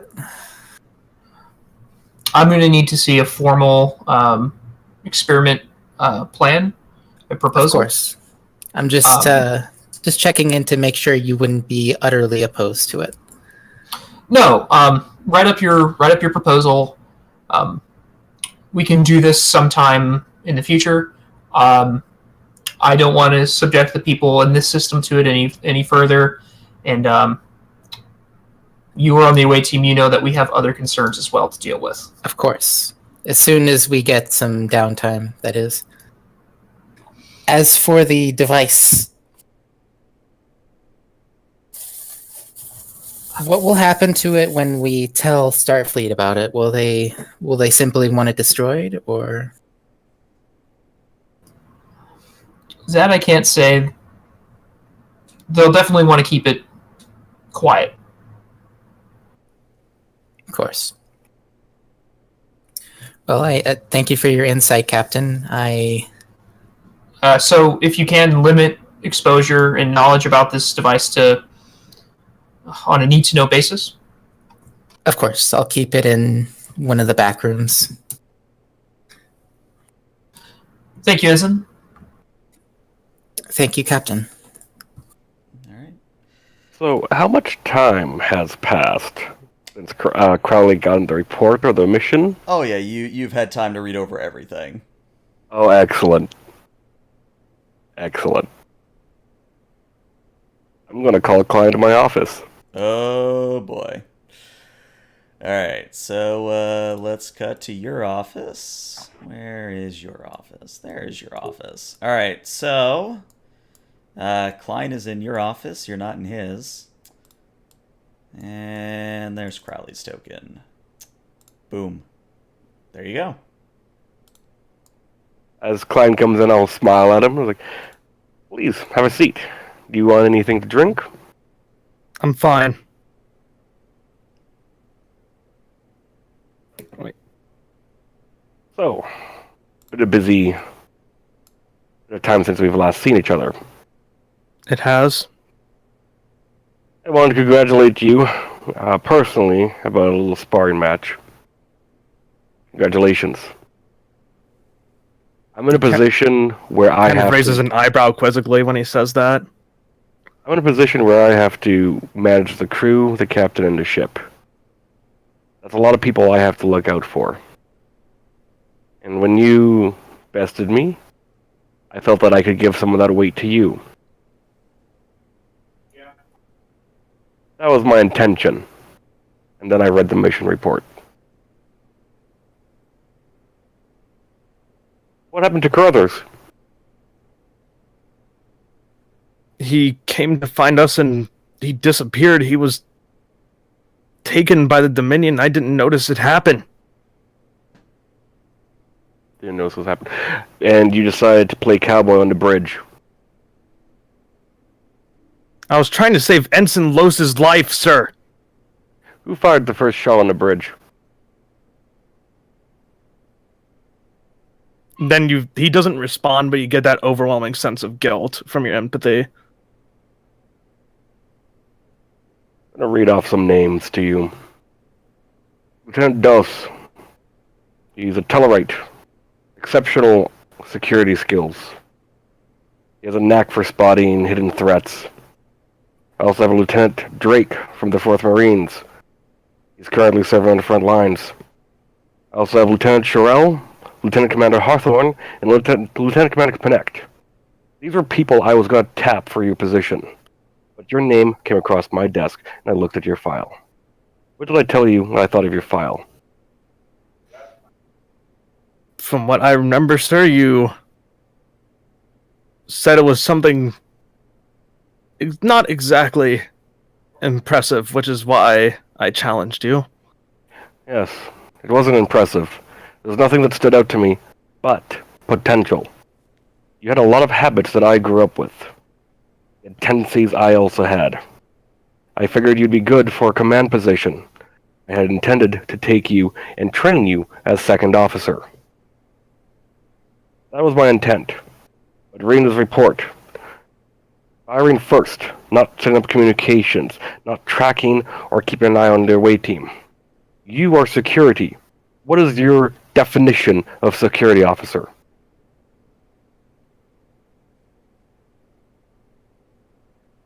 To keep the people of this ship safe, sir. Keep the people safe. The crew. Where's Carruthers? Gone, but it was something out of my control. I was trying to save Los's life in engineering. Why was Los in danger? Because of Interrogator Hylong, sir. And why did a fight break out?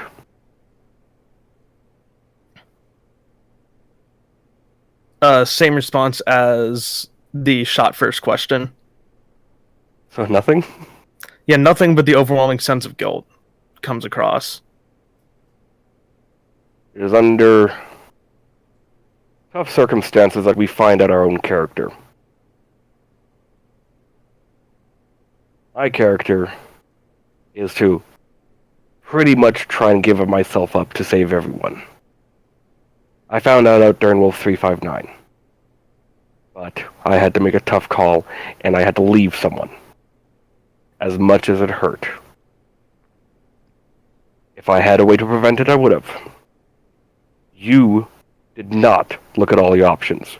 You decided that you would fire first, act like a big cowboy, and now you had caused an injury to Los and a missing member of this crew. And I'm going to give him a pad, and it says, missing in action, Carruthers. I want you to contact his family. You're going to tell his mother and his father and his 2 brothers that he's missing under your watch.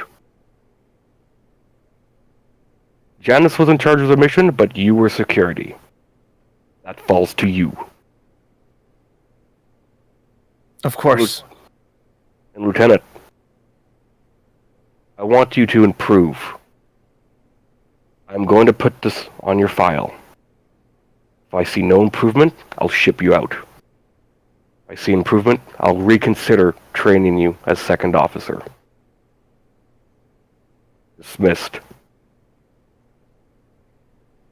GM, Yeah, what's up?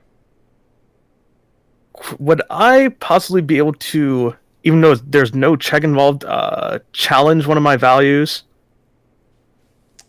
after that conversation? Run that by me again. So you want to challenge one of your values to something else? Correct. Okay. You want to try and punch Crowley? No. I actually want to cross out my no stranger to violence value. All right. And what would you be replacing it with? I'm trying to think that over. Okay. I mean, you don't have to tell me now, but just know that if you do replace it, you do get your determination back for this session. Right.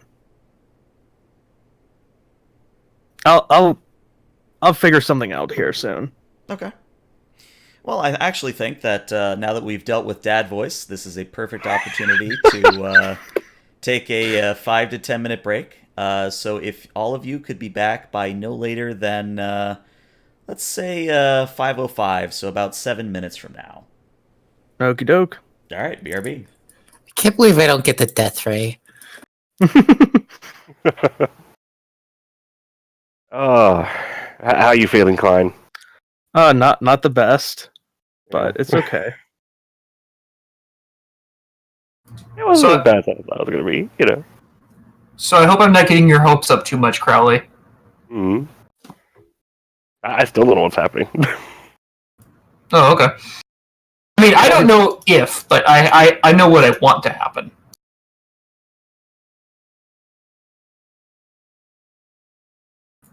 Hello? Hello. Sorry, I just got messaged by someone.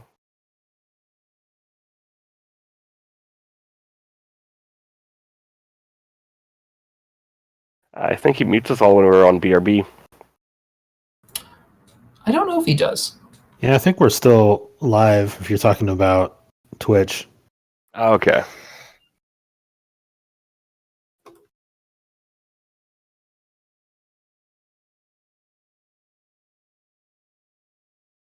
They're saying we're not. I can't read. I need my glasses.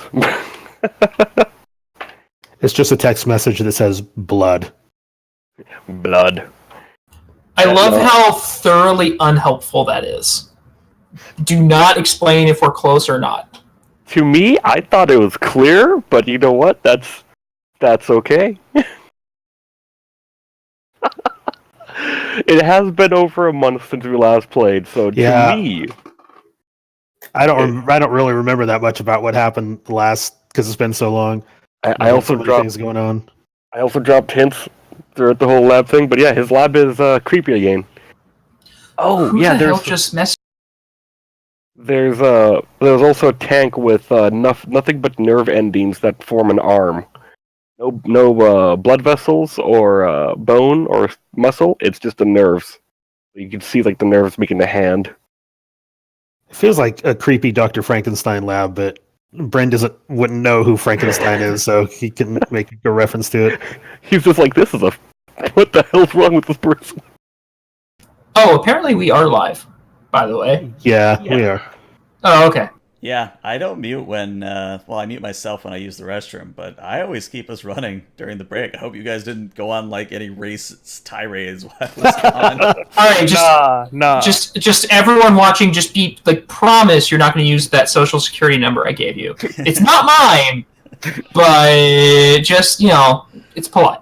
Hey, Right. Remans are only good for one thing, and that's forced labor. Jesus. Yeah, because I'm well known about going on racist and or homophobic rants just in my free time. Oh, God. No, I'm that's... just saying, maybe we should go to the Founders' homeworld and just, start up that tachyon ray. Rapidly I'm just evolve. the saying, Founders. it would be a solution to our problem. It's tough being the Federation sometimes. Yeah. Sure. Apparently they're timeless, so they don't age. Yeah, I think the tachyon ray would actually help them. Because Who They doesn't make age? them more the Founders. From what I remember is like what they explained. Odo he was never born. He was just a changeling they kept in isolation until he forgot who he was. Yeah, What it's kind of 100. creepy, actually, when you think about it. Right? but whether or not that Section 31 virus has been spread, the tachyon beam would kill a founder. True. Or it helped them evolve. And now your energy, like, oh, thank you.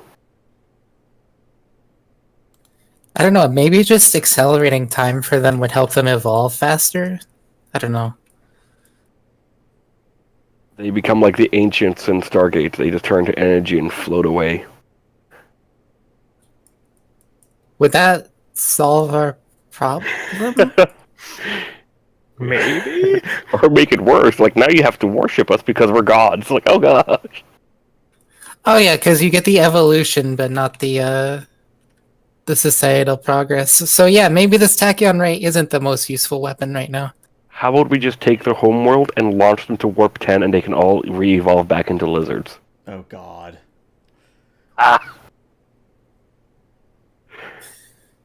All good solutions. Now, did that episode happen with the original Voyager crew or the weird copy of their crew? No, that was the original crew. Okay, because I still to this day can never remember exactly how that all works out. So, from what I remember, Voyager landed on a class-wide demon planet, and they made a Silverblood clone of the entire Voyager and its crew. And it was the silver-blooded ship that eventually blew up, but regular Voyager was fine. But like a half season was the silver-blooded crew, and we didn't know it. I don't think that's the case. I think it was just the one episode where it was them. But Voyager's continuity is all over the place, so who knows? Especially with the Krenim. Uh-huh. I just always found Voyager to be problematic. I never enjoyed it because the crew just seems so kind of milquetoast. There was not, I could just never really get into it that much. I mean, that's not the actor's fault. A lot of it's just poor writing because they never could figure out what they wanted to do with a lot of the characters. I just could never really. I mean, enjoy Janeway that is the much. best example of that. She is quite literally all over the place. Yeah, and Janeway had so much potential because I like the actress that plays Janeway quite a bit. And she had her moments of being pretty cool, but yeah, overall, I was just like, dang, that's just a lot of wasted potential, I think, with that show. Yee. Well, I tell you what, it sounds like everybody's here, so I guess I can end BRB. So we come back to regular screen here. All right, so real quick, before we deal with the whole Captain and/or Crowley telling the governor of the planet, yeah, we fixed your problem, but it was our fault in the first place. Where did you want to meet with Klein, Captain? Please say it's going to be like that episode of Charlie X where you're going to take him to the workout room and just like tumble around with him on the mat. I thought of that, but no.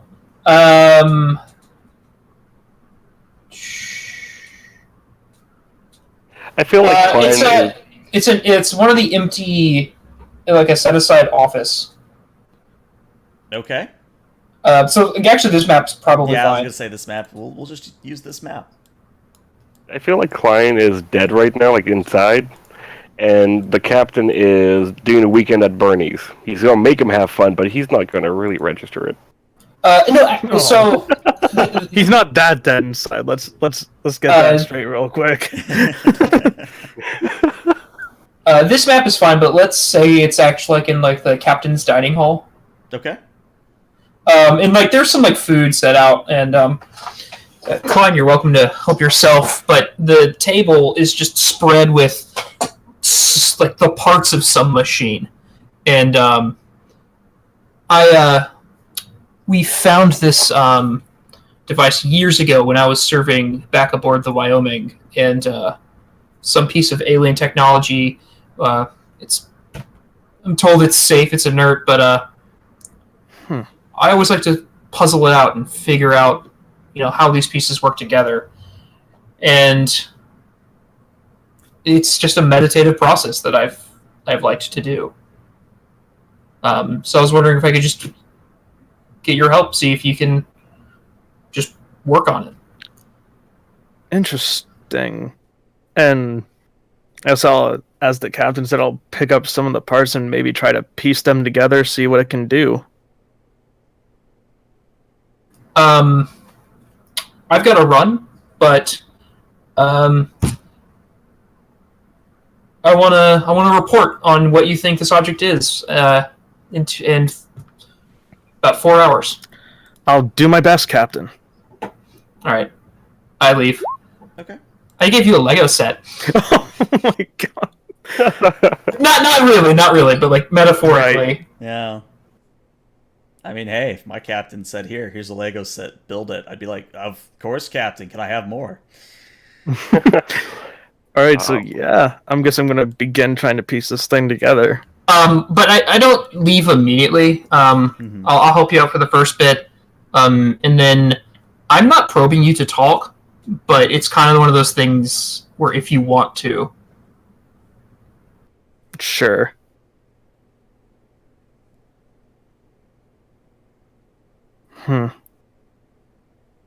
Oddly enough, Captain, and way of security, I was actually thinking about joining engineering for a while, so this might actually be something that helps. Good officers, well rounded. Of course. At this point, would I have read Crowley's discipline report? I think it's safe to say that it would have had to cross your desk at some point, so yeah. It just said Stern talking to. Used the voice.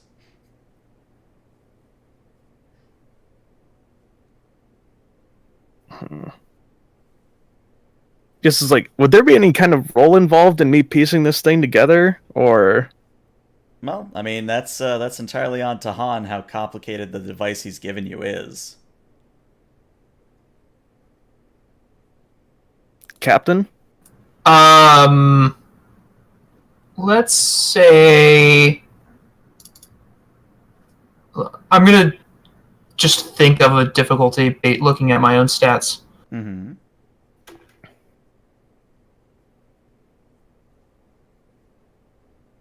I'm gonna say it's a difficulty 3, probably some kind of like insight engineering.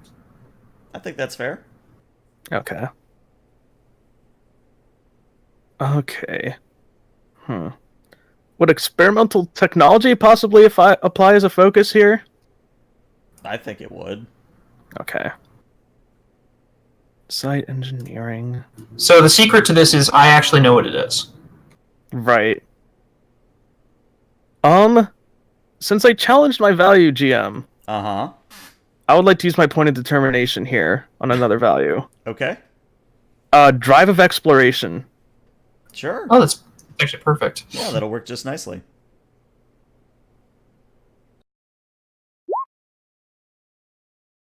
Hey, would you look at that? So that's 3 momentum. 6 successes? Yeah, Yeah. so that's 3 momentum. Very good. I'll say you figure out while I'm still here, and I got the idea because we were just talking about Voyager.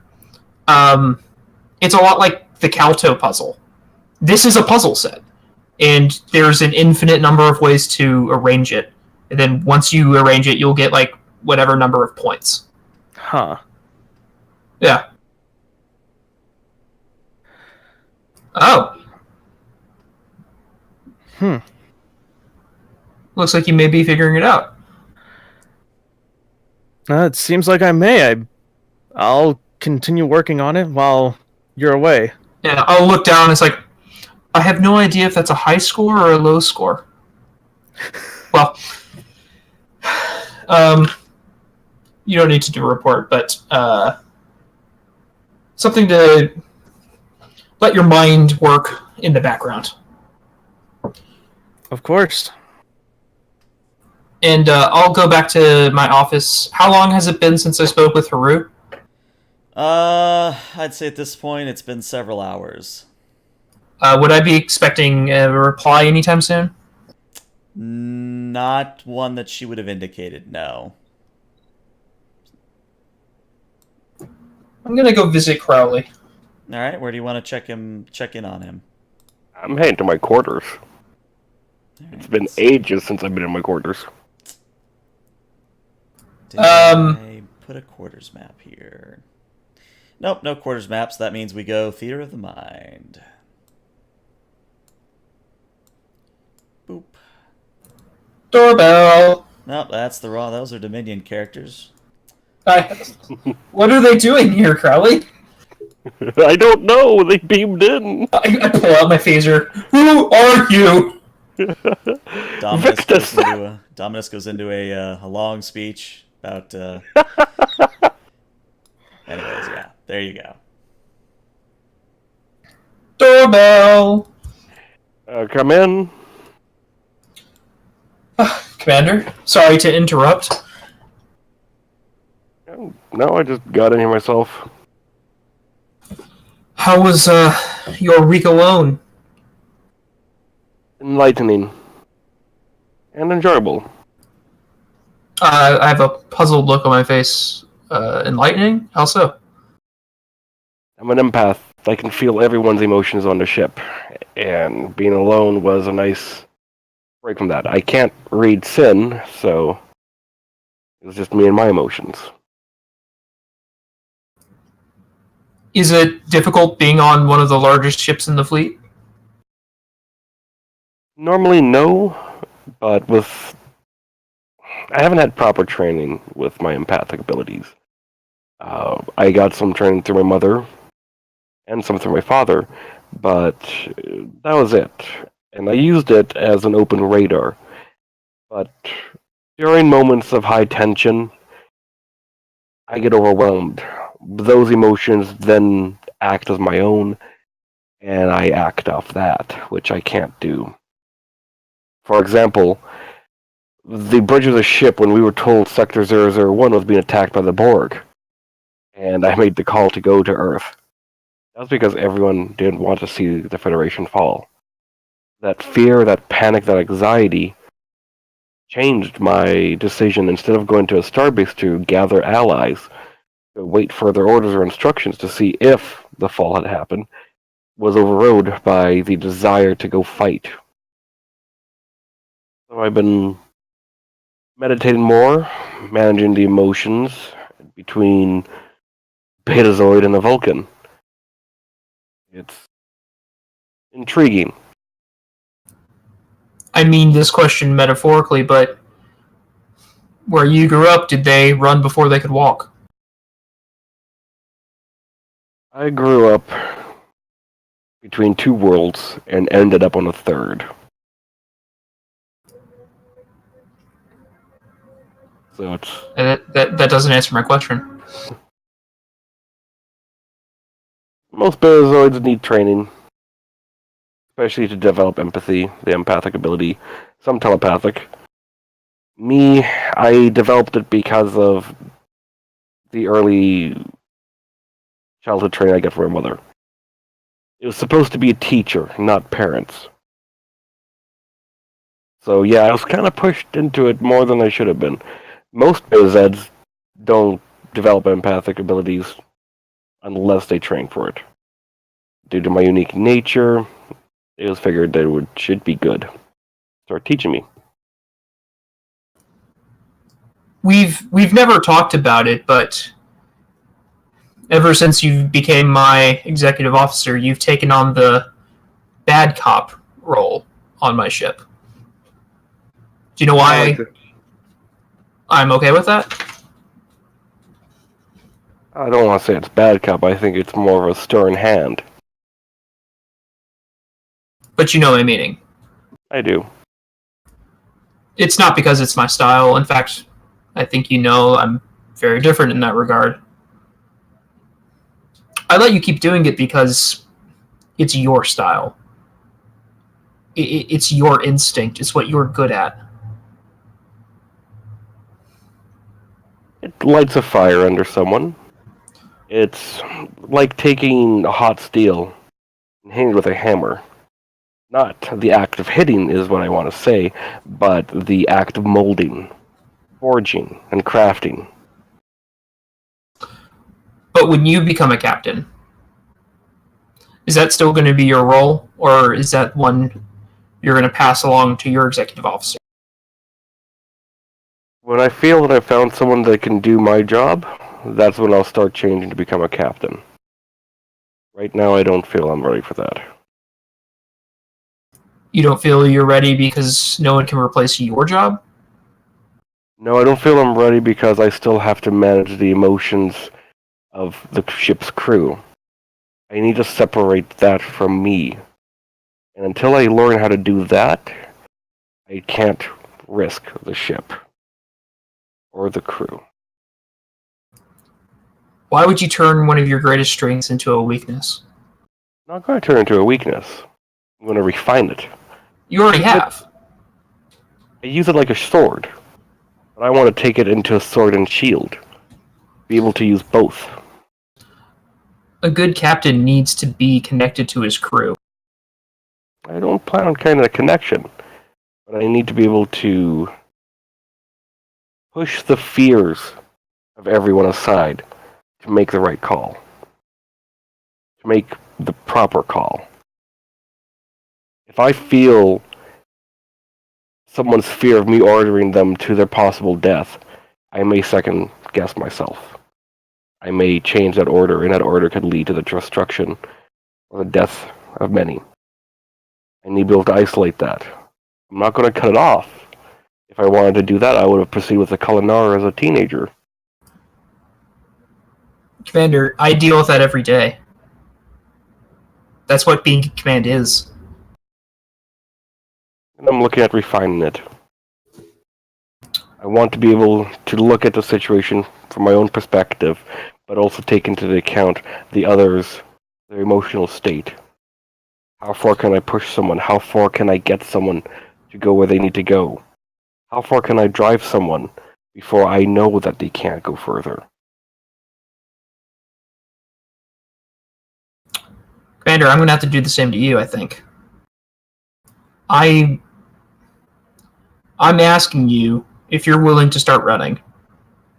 Now, nothing's official, and this could all just be being hopeful, but I plan to send a ship after Carruthers.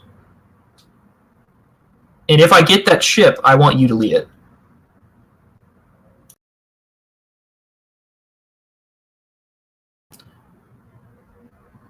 We can't take the Arcadia away from the front line. Not lightly. I'm trying to convince the brass, but they need a captain for that ship, and I can't. I'm wondering if I have one who'd be willing to do that. If we have another ship, that ship should be on the front lines, if it's capable. Every ship has a different goal. Does Crowley know that the message was sent about Carruthers' kidnapping? I mean, as far as I know, it would have gotten around to the senior staff by now at least, unless you would have wanted to keep it secret. No, I want them to know. Alright, well there you go. We don't know if Carruthers is still in the Mirrorverse. They made a declaration that he is a prisoner of war. They could have used the mirror transport as a means to get away and scuttle across lines and then come back. We don't have enough information. And I think if we want to find out, we need to look at some alternative information gathering units. Starfleet Intelligence, for example, get operatives to check on the Dominion and see if they actually have them in here or in the other one. If we go to the other verse and we find nothing, that's wasted time. We have to play the slow game. That's They don't know that we know they're in the mirror universe.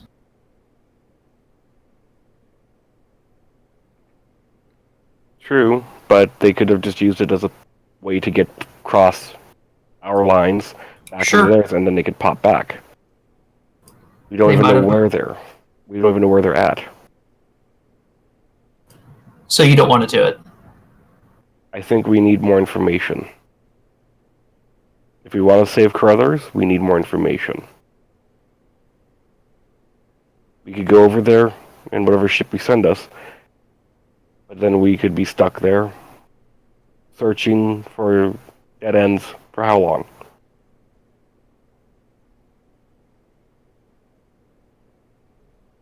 Let's investigate with what we know of Carruthers.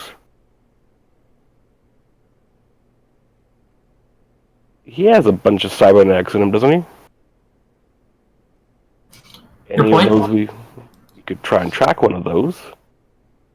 If I remember correctly, he had one that he would use to access information through a port on the back of his neck, a data port.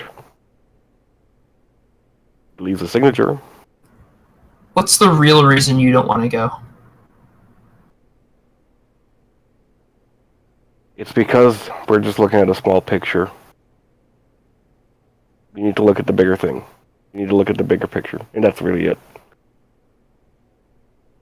I have no issues with going to another firefight that will remind me of Wolf 359. I have no issues with that anymore. But I don't want to toss away lives. And the Dominion, their weapons, and how they're trained, we are outmatched. The Sovereign is a nice class. It's powerful. But if they came hard at us, and if they bear down, we're done. You can't play cowboy.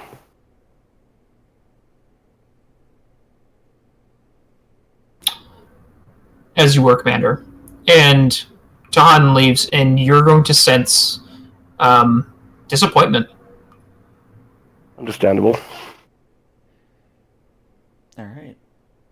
So, it actually is at this point that Bryn and Hyde, you both receive a request from the regular Hylong to meet you in main engineering. I'm probably already there. Yeah, it's probably a safe bet. Bryn, would you be going, or... Yeah, Bren will stomp his way down to engineering. Cool. So, you guys show up in engineering, and Hylong is there. She's kind of inspecting the device herself. And once she sees that everyone's gathered, she says, thank you both for coming. Well, I guess just myself and Bryn. You know what I mean. This device, I'm curious, do either of you think we could use it to fix some of the problems that occurred on Tovin 3?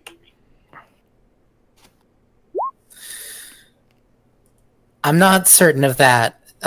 Sending time forward with tachyons is probably a lot easier than reversing it. Well, More than that, we need a lot of time and work to test this thing. It could easily destroy the Arcadia if we're not careful.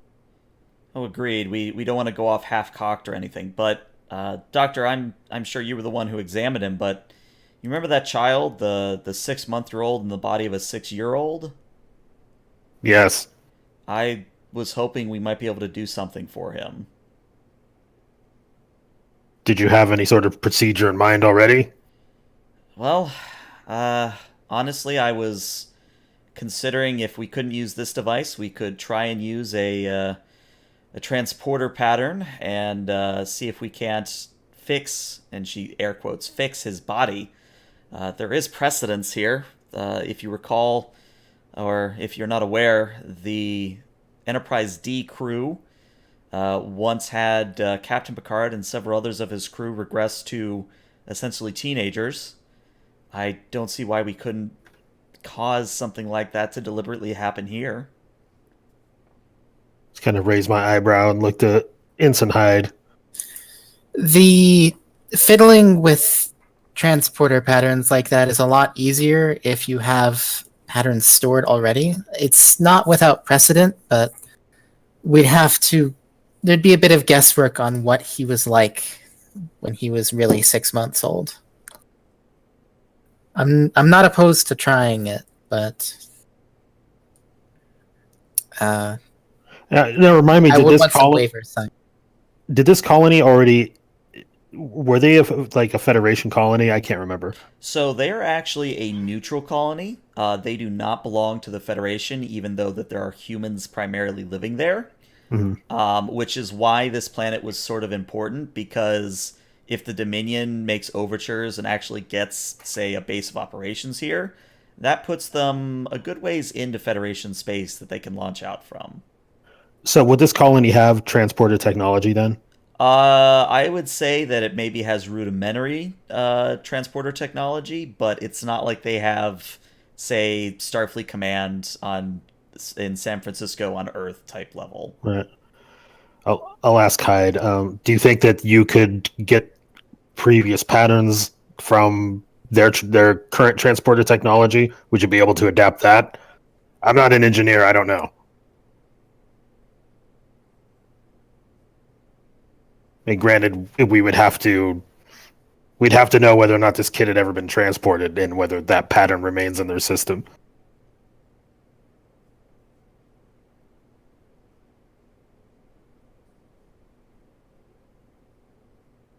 Oh, did we lose Hyde? I'm not opposed to this. I want some waivers signed, but I think if his family is willing to try it, we should help them.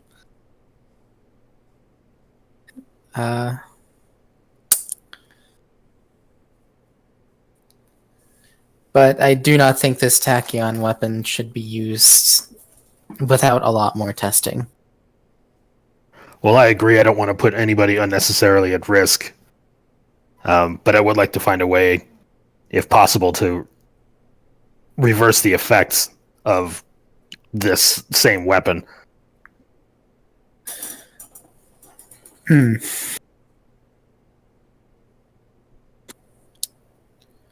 Your proposal with the teleporter signature is probably our best bet, in my opinion. This...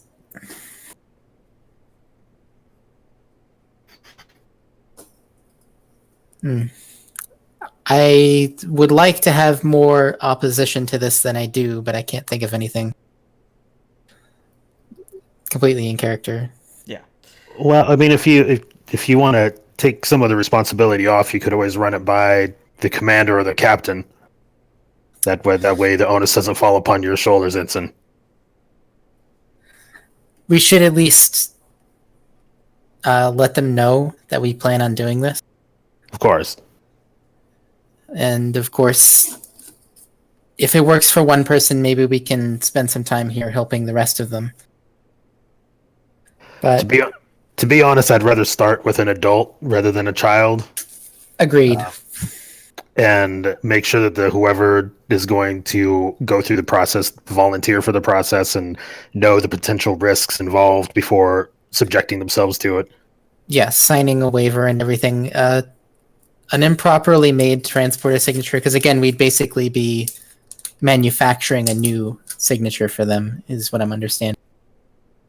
Even the slightest mistake could cause genetic damage or missing limbs. It could get pretty ugly. Would there be no way to take, if they have a previous pattern on their own technology, to convert it over, or would you have to just do it from scratch? If they have a pattern bouncing around still, yes, but I don't think most teleporters save or transporters save their signatures?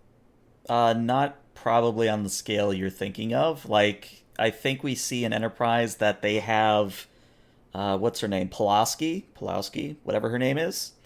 They have it when she initially beamed on to the Enterprise, and I think it was something like maybe half a year later, they still had that pattern, but they are purged pretty regularly. Okay. It's just too much data to have floating around, and it's I'm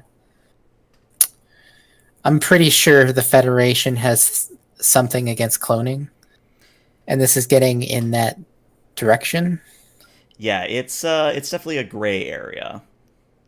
So, we're willing to help them if we can, but this is definitely a legal issue that we should be dodging. We should talk with paperwork department, get some forms printed about this. Nice. All right. Do they even have paper anymore? I think they have to for certain things, but no, I think most of it's just pads. They do. Really? Mm-hmm.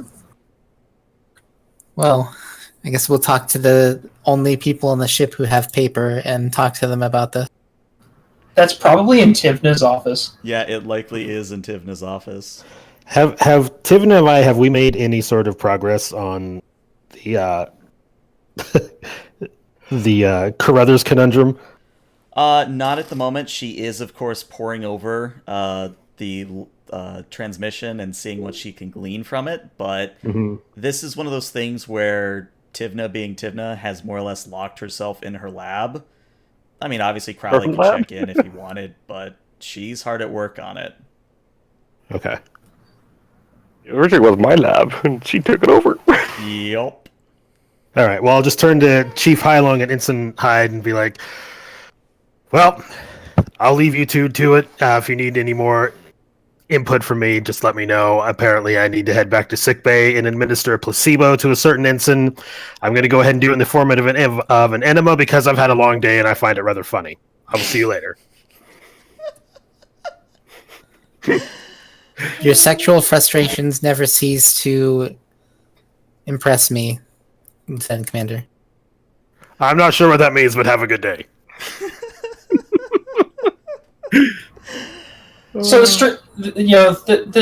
game's been fun while it lasted. Yeah, we're getting canceled, guys. Sorry. Crowley wants to send off a message to Milan. Mm-hmm. And one message to the diplomatic corps of Starfleet. Okay. Both of them to request communications with the Dominion in regards to check on the health of Carruthers. Okay. You're not going to hear a reply back from that right away, but it is so noted. Yep. And then he's going to go meander about, I guess. All right. Well, we're going... Oh, go ahead, Captain. Oh, sorry. No, you go first. Okay, well, I was just going to say, we are kind of reaching that point where eventually one of you is going to have to talk to the colony and tell them what's going on. Okay, I guess I still have things before that, maybe. I want to look over at Tivna's personnel file. Okay, I'll just briefly put you in your ready room. What are you interested about her in particular? What's the cliffs of her service history? Most of it is actually classified. You see that obviously she attended Starfleet Academy on Earth. She was born to a Orion and Vulcan couple. But everything pretty much from her third year of Academy onwards has been blacked out. What are the results of her command training tests? Rather stellar, actually. She was extremely good at field work.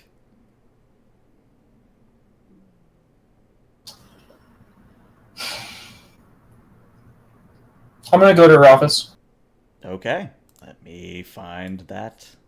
It's here somewhere. There it is. Alright, so I gotta momentarily put you on the holodeck on the way. And there we are, the Intel Lab. Crowley is not there, but the captain is. So when you go, this is your first time here. Again, the map doesn't show it, but kind of imagine a set of double doors above where your token is at the moment. And when you go up to it, it says, please, or the computer says, please confirm access code. Tahan Delta 742. Computer works and then chimes, and the doors open. And you see inside that Tivna is at her console, busy running a few analysis on the transmission achieved from Carruthers. Lieutenant Commander, a moment of your time? Oh, yeah, sure. I've got some things running at the moment I'm waiting on anyway. And she turns, what can I do for you, Captain? When was the last time you had a long-term mission? I would say that would depend on who you're asking.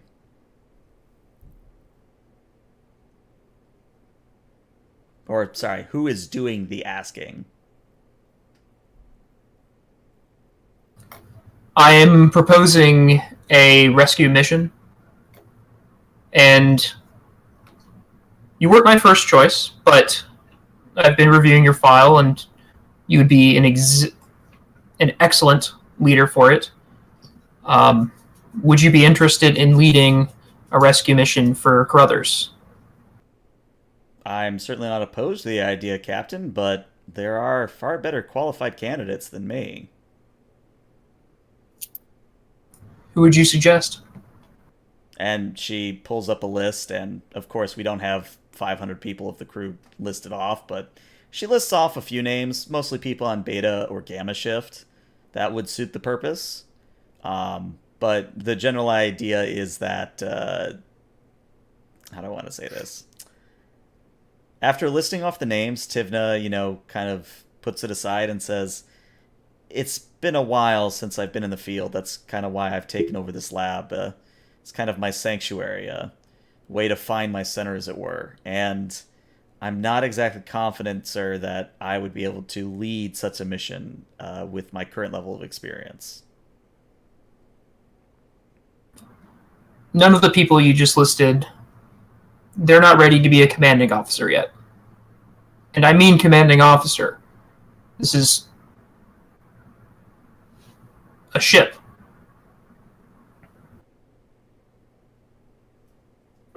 She kind of stares at you for a moment and says, well, of course, I'd love to see whatever you have in mind in writing, but as they say, until I have it in front of me, I can't really say my decision at this current time. Okay. Thank you. Of course. Let me know if you make any headway on Carruthers. Of course, Captain. You'll be one of the first to know. All right, I head to the holosuite. All right, you go to the holosuite. And what kind of program are you calling up in the holosuite? Oh, I'm going to break some stuff. Oh, okay. So you're breaking some stuff? It'll be one of my sword fighting programs. Okay. I'm just gonna work out some issues. Alrighty. So I would think it's at this point, and I guess Crowley, since the captain is in the holosuite, you're gonna be the one on the bridge when the call comes in from the colony. So let me do a little bit of token management here, but you're gonna be in the big chair for this one. Ooh. Alright. And where's Sin? There's Sin. So since Sin is back on the ship, she says, sir, we are getting a hail from Tobin 3. It is Governor Kirsagan. On screen.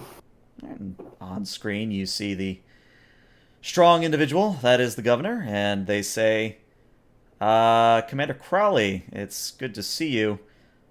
Tell me, we've noticed that the effects of our vineyards and our buildings, they seem to be stabilizing. Did you find out what the cause of all this was?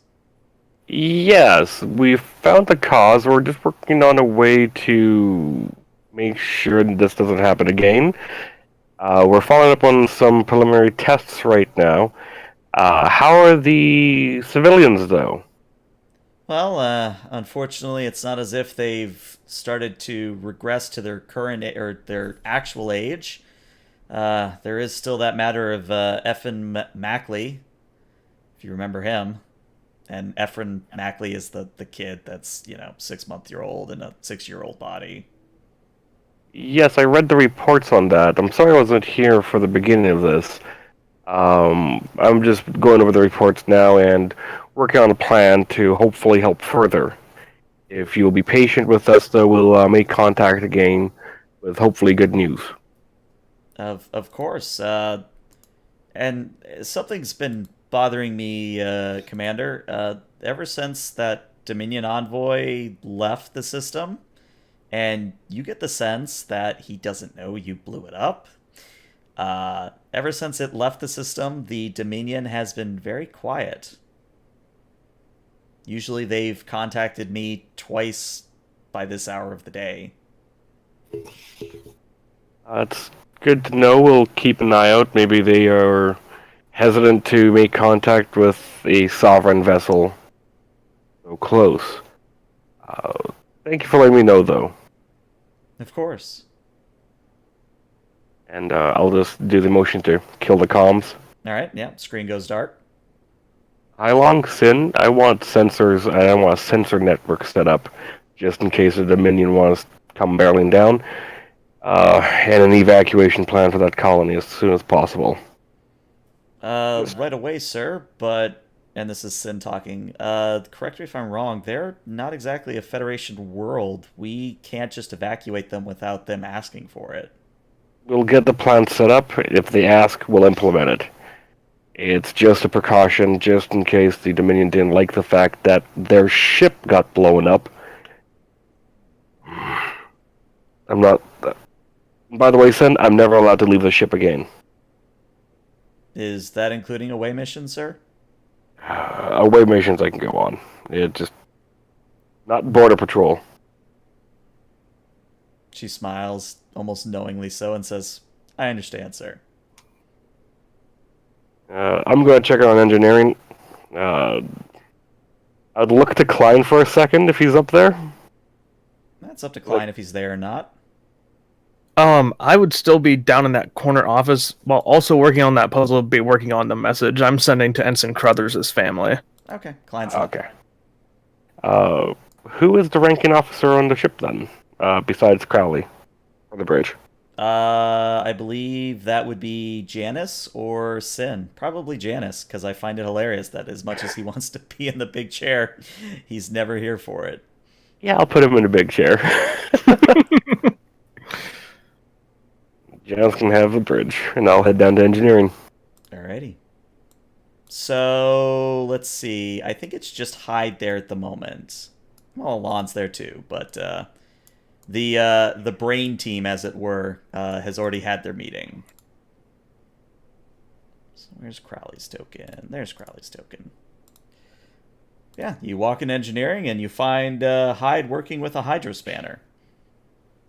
I'm working on the transporter, basically, about this crackpot plan we have. How's it going, Chief? Fucking almost fall over, turn around, stop my work. Commander, hello.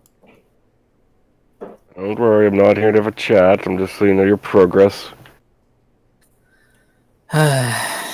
There's always something to fix, Commander. We're just trying to make some space for the projects on top of that. What can I do for you?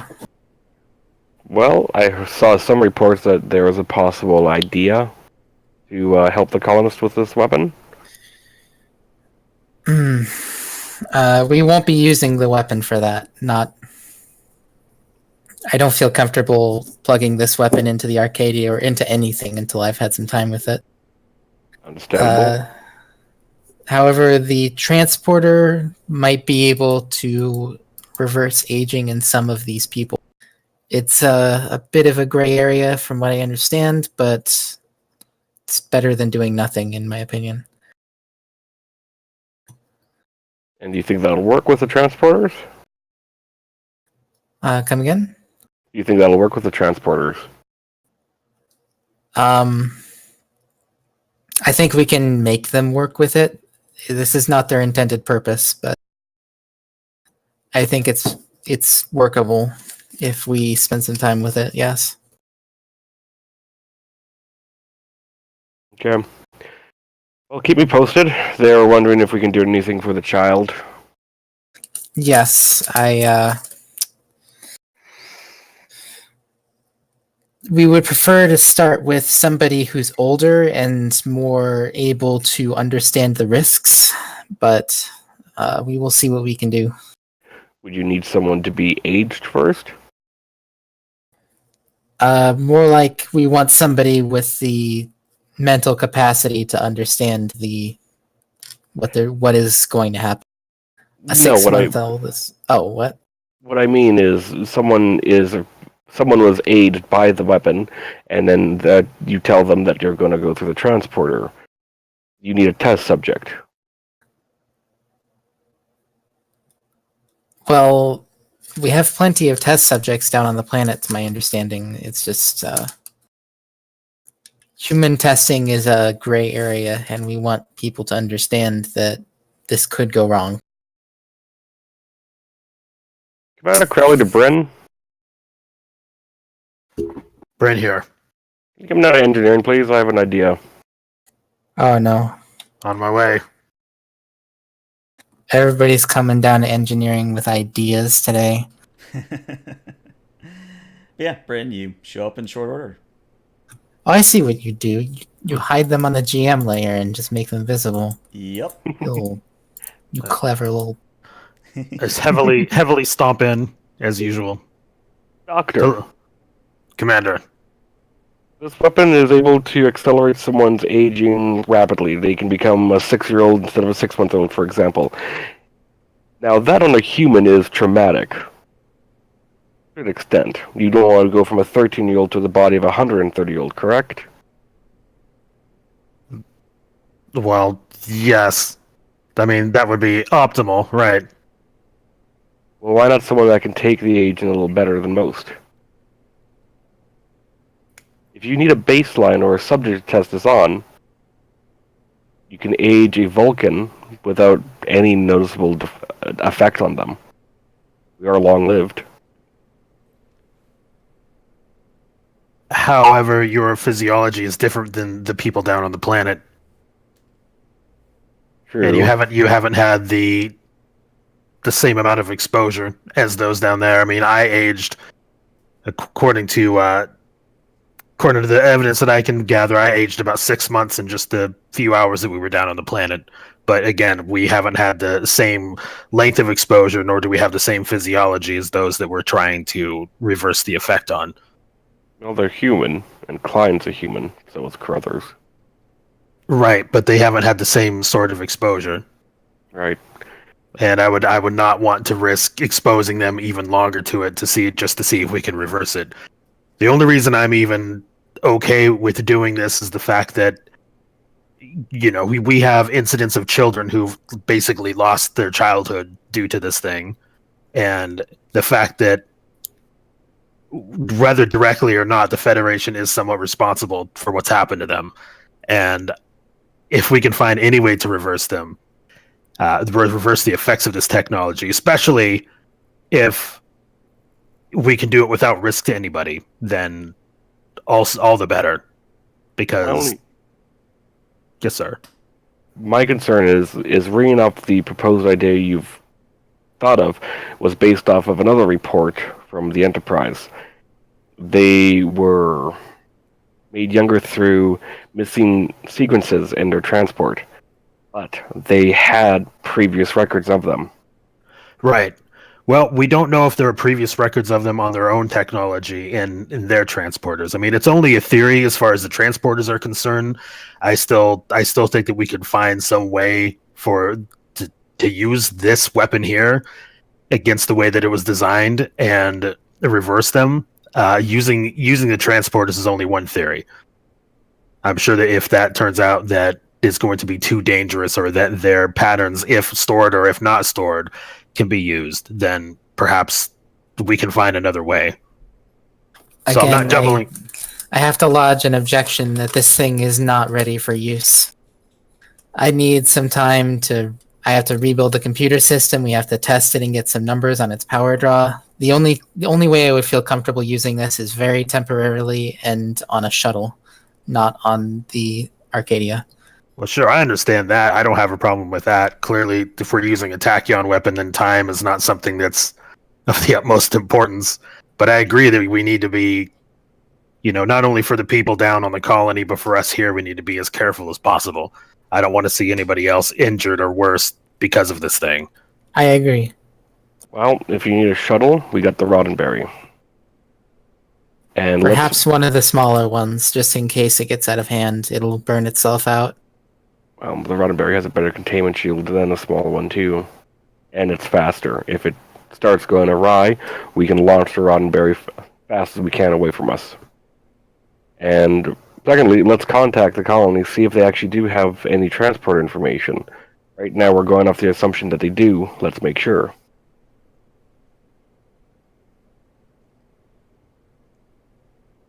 So it seems we're on the same page on the matter.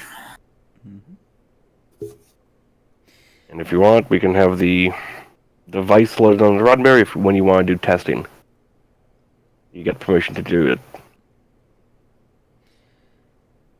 So at this point, because we are starting to near the cutoff time, I initially was going to have you guys do an extended task, but you guys have actually touched on what I wanted you to, kind of the moral quandary of, can we really risk, trying to fix this kid, and Bryn brought up, hey, it's the Federation's fault in the first place.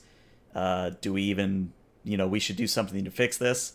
I'll say, for sake of argument, if you want to try the transporter thing, you can. However, the only quote-unquote willing subject is going to be that kid. Everyone else, all the other colonists that were affected, either weren't aged enough for it to matter, or they're very, shall we say, opposed to trusting the Federation. Well, well, we can just try the tachyon weapon, firing it into space. We could just test it. See if maybe we can control it. I'm still leaving it on the table. That if you want to see the effects on an organic being and possibly monitor it in depth as it's occurring, probably will volunteer. I want to ask one question to the GM/group. Sure. Do you guys want to do that role before or after I talk to the colonists about what happened up here? Maybe well, after. I'll say this much: if you are able to fix the Mackley child, it will go a long way in currying favor for the Federation. All right. So I'll do it after. But what I want to do is, have we established that Ensign Jensen is my yeoman? Oh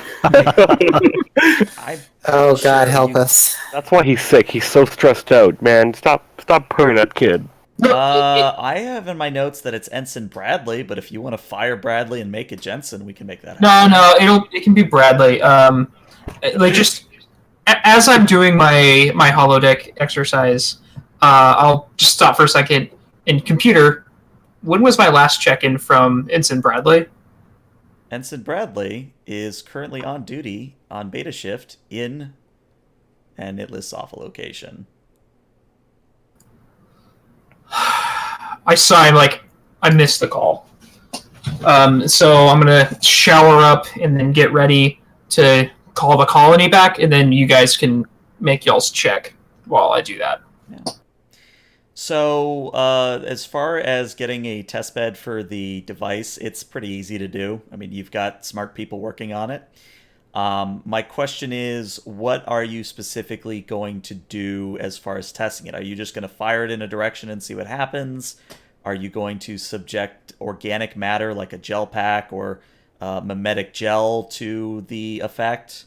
What's the actual procedure for the experiment? Probably be best to somehow test it on some sort of biology, rather, something that's not alive, but of an organic matter, maybe. Okay. Yeah, we got plenty of that in a certain ensign's lab over there, but I don't know if I want to mess with his stuff. Well, let's say, for sake of argument, you're able to come up with some sort of biological test that's not actually going to hurt anything that's living. So I think Hyde, since this seems right up your alley, let's have you do a daring engineering, and the difficulty here is going to be a 4. But you do have 3 momentum, which you could spend to roll 2 additional dice. I mean, we're nearing the end of the session. I think we don't need that momentum for anything else. Probably a good call, yeah. Yeah, good call. So that would be 4 dice. Oop.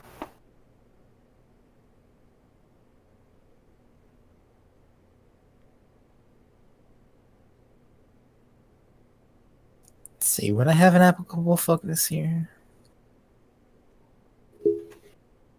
No. Probably not. Probably not. Would I be advising since I gave them the go-ahead? Sure. Is there any way that I can assist? Oh yeah, you can assist. Since it's an organic test, you're going to do a reason medicine, and Crowley, you're going to do a presence command. And remember, both of you are rolling a one dice.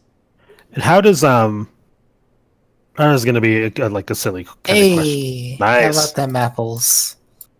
How do values work again? So values are something that if you call a value into play, you can spend your determination. You can also challenge a value to get a determination back. Basically, it's a way for you to say, hey, my character believes X. As it applies to the situation, I'd like to spend my determination. Okay, because I do have the value people are more important than principles. Okay. I don't know how I would use that determination though, because I've never done it before. Well, I mean, honestly, you don't have to spend the determination. It could just simply be that it's a driving force that motivates you. Okay. Just seeing if I have.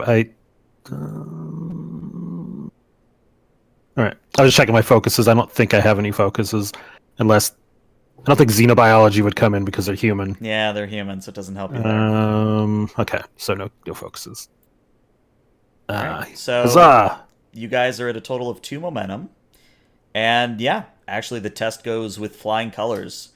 With Hyde's installation of a brand new control system, it actually, I hate to say the device purrs, but it's functioning quite well. It is. That would be racist. I'm just saying. Oh dear. But yeah, the device is controllable. You can control just exactly how much the biological sample changes, and I would say you don't exactly have a way to reverse engineer it yet, but you have some means of keeping tabs and I hate to use the word control again, but control over the device. Well, what do you think, Ensign? Should we go ahead and do it? Let's try it on one person first, just one. If we're doing this at all, I still don't trust this thing. GM, did you say that the only person was the parents of the child? Yeah, it's got to be the kid. If anyone's going to go for it, it's going to be the parents of the kid saying, yes, please fix our baby. That... No. Man, no one wants to fucking test fire their death ray on a baby. So, if she's looking at wanting to test fire the ray to like reverse it, is that what you wanted to do? Well, yeah. So there's two ways you can go about this. You can either reverse engineer the ray to basically fire anti-tachyons, whatever they're actually called in the Trekverse, or you can go with the transporter idea. Well, if we have the weapon working with control of how far you can age something, Chief, if you want to test it and see results, do 10 years on me and then try to reverse it. 10 years isn't going to hurt me.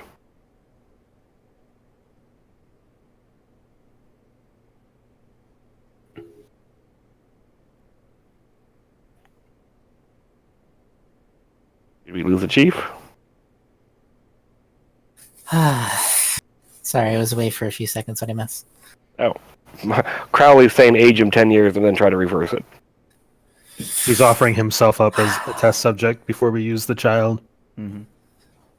Well, if you survive this, your valor will be noted. Actually, if you don't survive this, your valor will still be noted. I got faith of the heart. Line him up against the thickest lead wall we have in engineering. This is how Crowley dies. This is how Crowley dies. All right, so it is going to be this time actually, you know what? It's going to be the same thing. So Hyde, you're rolling another daring engineering. It is going to be difficulty 4 after accounting for your engineering advantage. Crowley, you can't help this time, but Bryn, you can still assist with a reason medicine.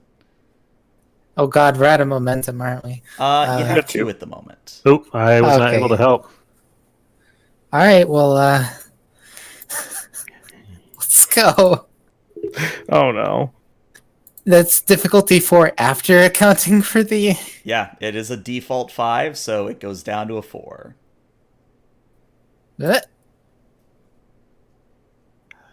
Oh, no. God. Ooh. It's been good knowing you. Every time. The person Hyde looks talking. away. So, Hyde, you haven't spent your determination this session, have you? I have spent a determination earlier, yes. Okay. I have not, but I don't know if that'll help. Well, you could use it to re-roll your die, which could help here. Or he Alright. gets a 20. I'll spend my determination. People are more important than principles, I guess. Alrighty, yeah, go ahead and re-roll your assist die. Alright. I don't know what value I would use here anyway. Don't kill your CO. It's a good value. That is a good... Oh, baby. All you We still need. get that complication, though, don't we? So let's say this: you're He has able to arthritis. age. You're able to age Crowley, but when you try to reverse the process, doesn't quite go as you expected. He mechanically will advance 1 year ahead in time after all is said and done. And Crowley, you now have a streak of gray in your hair. Oh, I thought we were Well- going for 10 years. Well, you basically they buff you to 10, and they Then we only reverse take away 9. 9. Yeah. So Only we reversed 36. you most of the way. How old is Crowley? Oh, he's 37 now. The problem is, though, we're not going to have any momentum to use on the child. And it's still going to be a difficulty 4, Uh-huh. and we have no momentum to help us. Oh, baby. Would successful tests create an advantage? We did run a good test. We got some numbers here. We know what went wrong, I'm This is sure. true. Sure, I'll let it go down to difficulty 3. All right. We can work We with can do that. 3. Yeah. Just add to threat. Yeah. Yeah. What could go wrong You with could. GM threat? How do I do have bold medicine. I also want to give my... So I still have my determination. Uh-huh. My XO. I can All do right. something with that. Let's beam him up and get this thing running. Also, this thing is still not hooked up to the main power supply, is it? Oh, no, I mean, unless you tell me otherwise, I'm always assuming it's on a shuttlecraft somewhere. Should we just take the shuttle down Just to on the its own surface? closed loop. Yeah. I guess we could, huh? Yeah. Yeah, just Yeah, do it Roddenberry. down there. Yeah, all right. So in So that's the strangest version of a house call, you show up at the door and you explain the process to the parents, and the parents agree, yeah, just save our kid. We can't let him live like this. Okay. All right. Can I... Line him up on the biggest piece of lead we have. All right. So, Oh, go ahead. would I be able to give my determination to someone? Like I can do the buyback, right? I think it's only the captain who can hand it out just by being in contact with someone. Okay, well, I thought the XO got something too. You can buy someone's determination back by giving me 3 momentum. Oh, okay. Oh, dang. So, let's break it down. So, Hyde, you're doing another daring engineering. So the difficulty is 3. Bryn, you are assisting with reason medicine.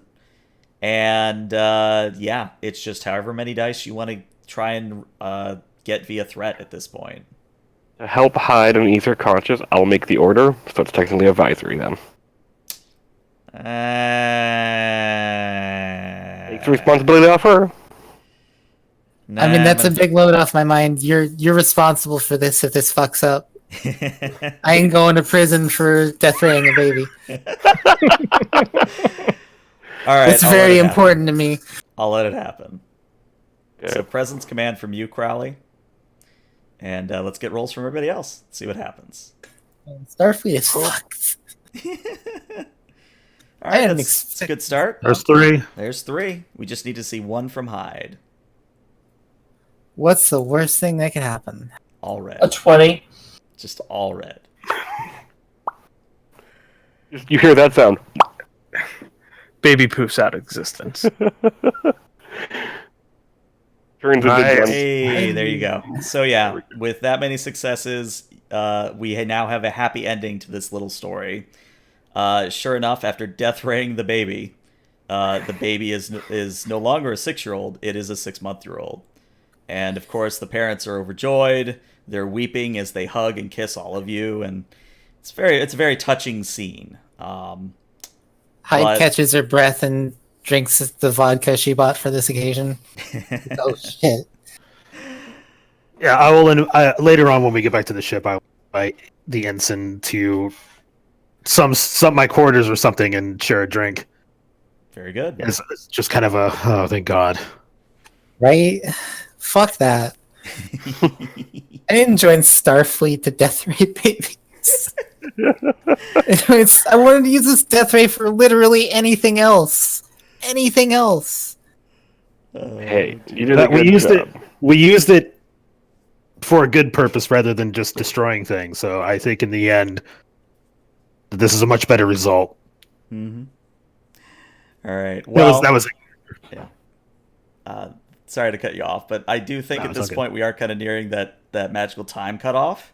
Yeah. So players, stick around for a little bit longer, but this is where we're going to end the session. So Twitch and YouTube, thanks so much for watching. I will see you later. Bye YouTube. Bye Twitch.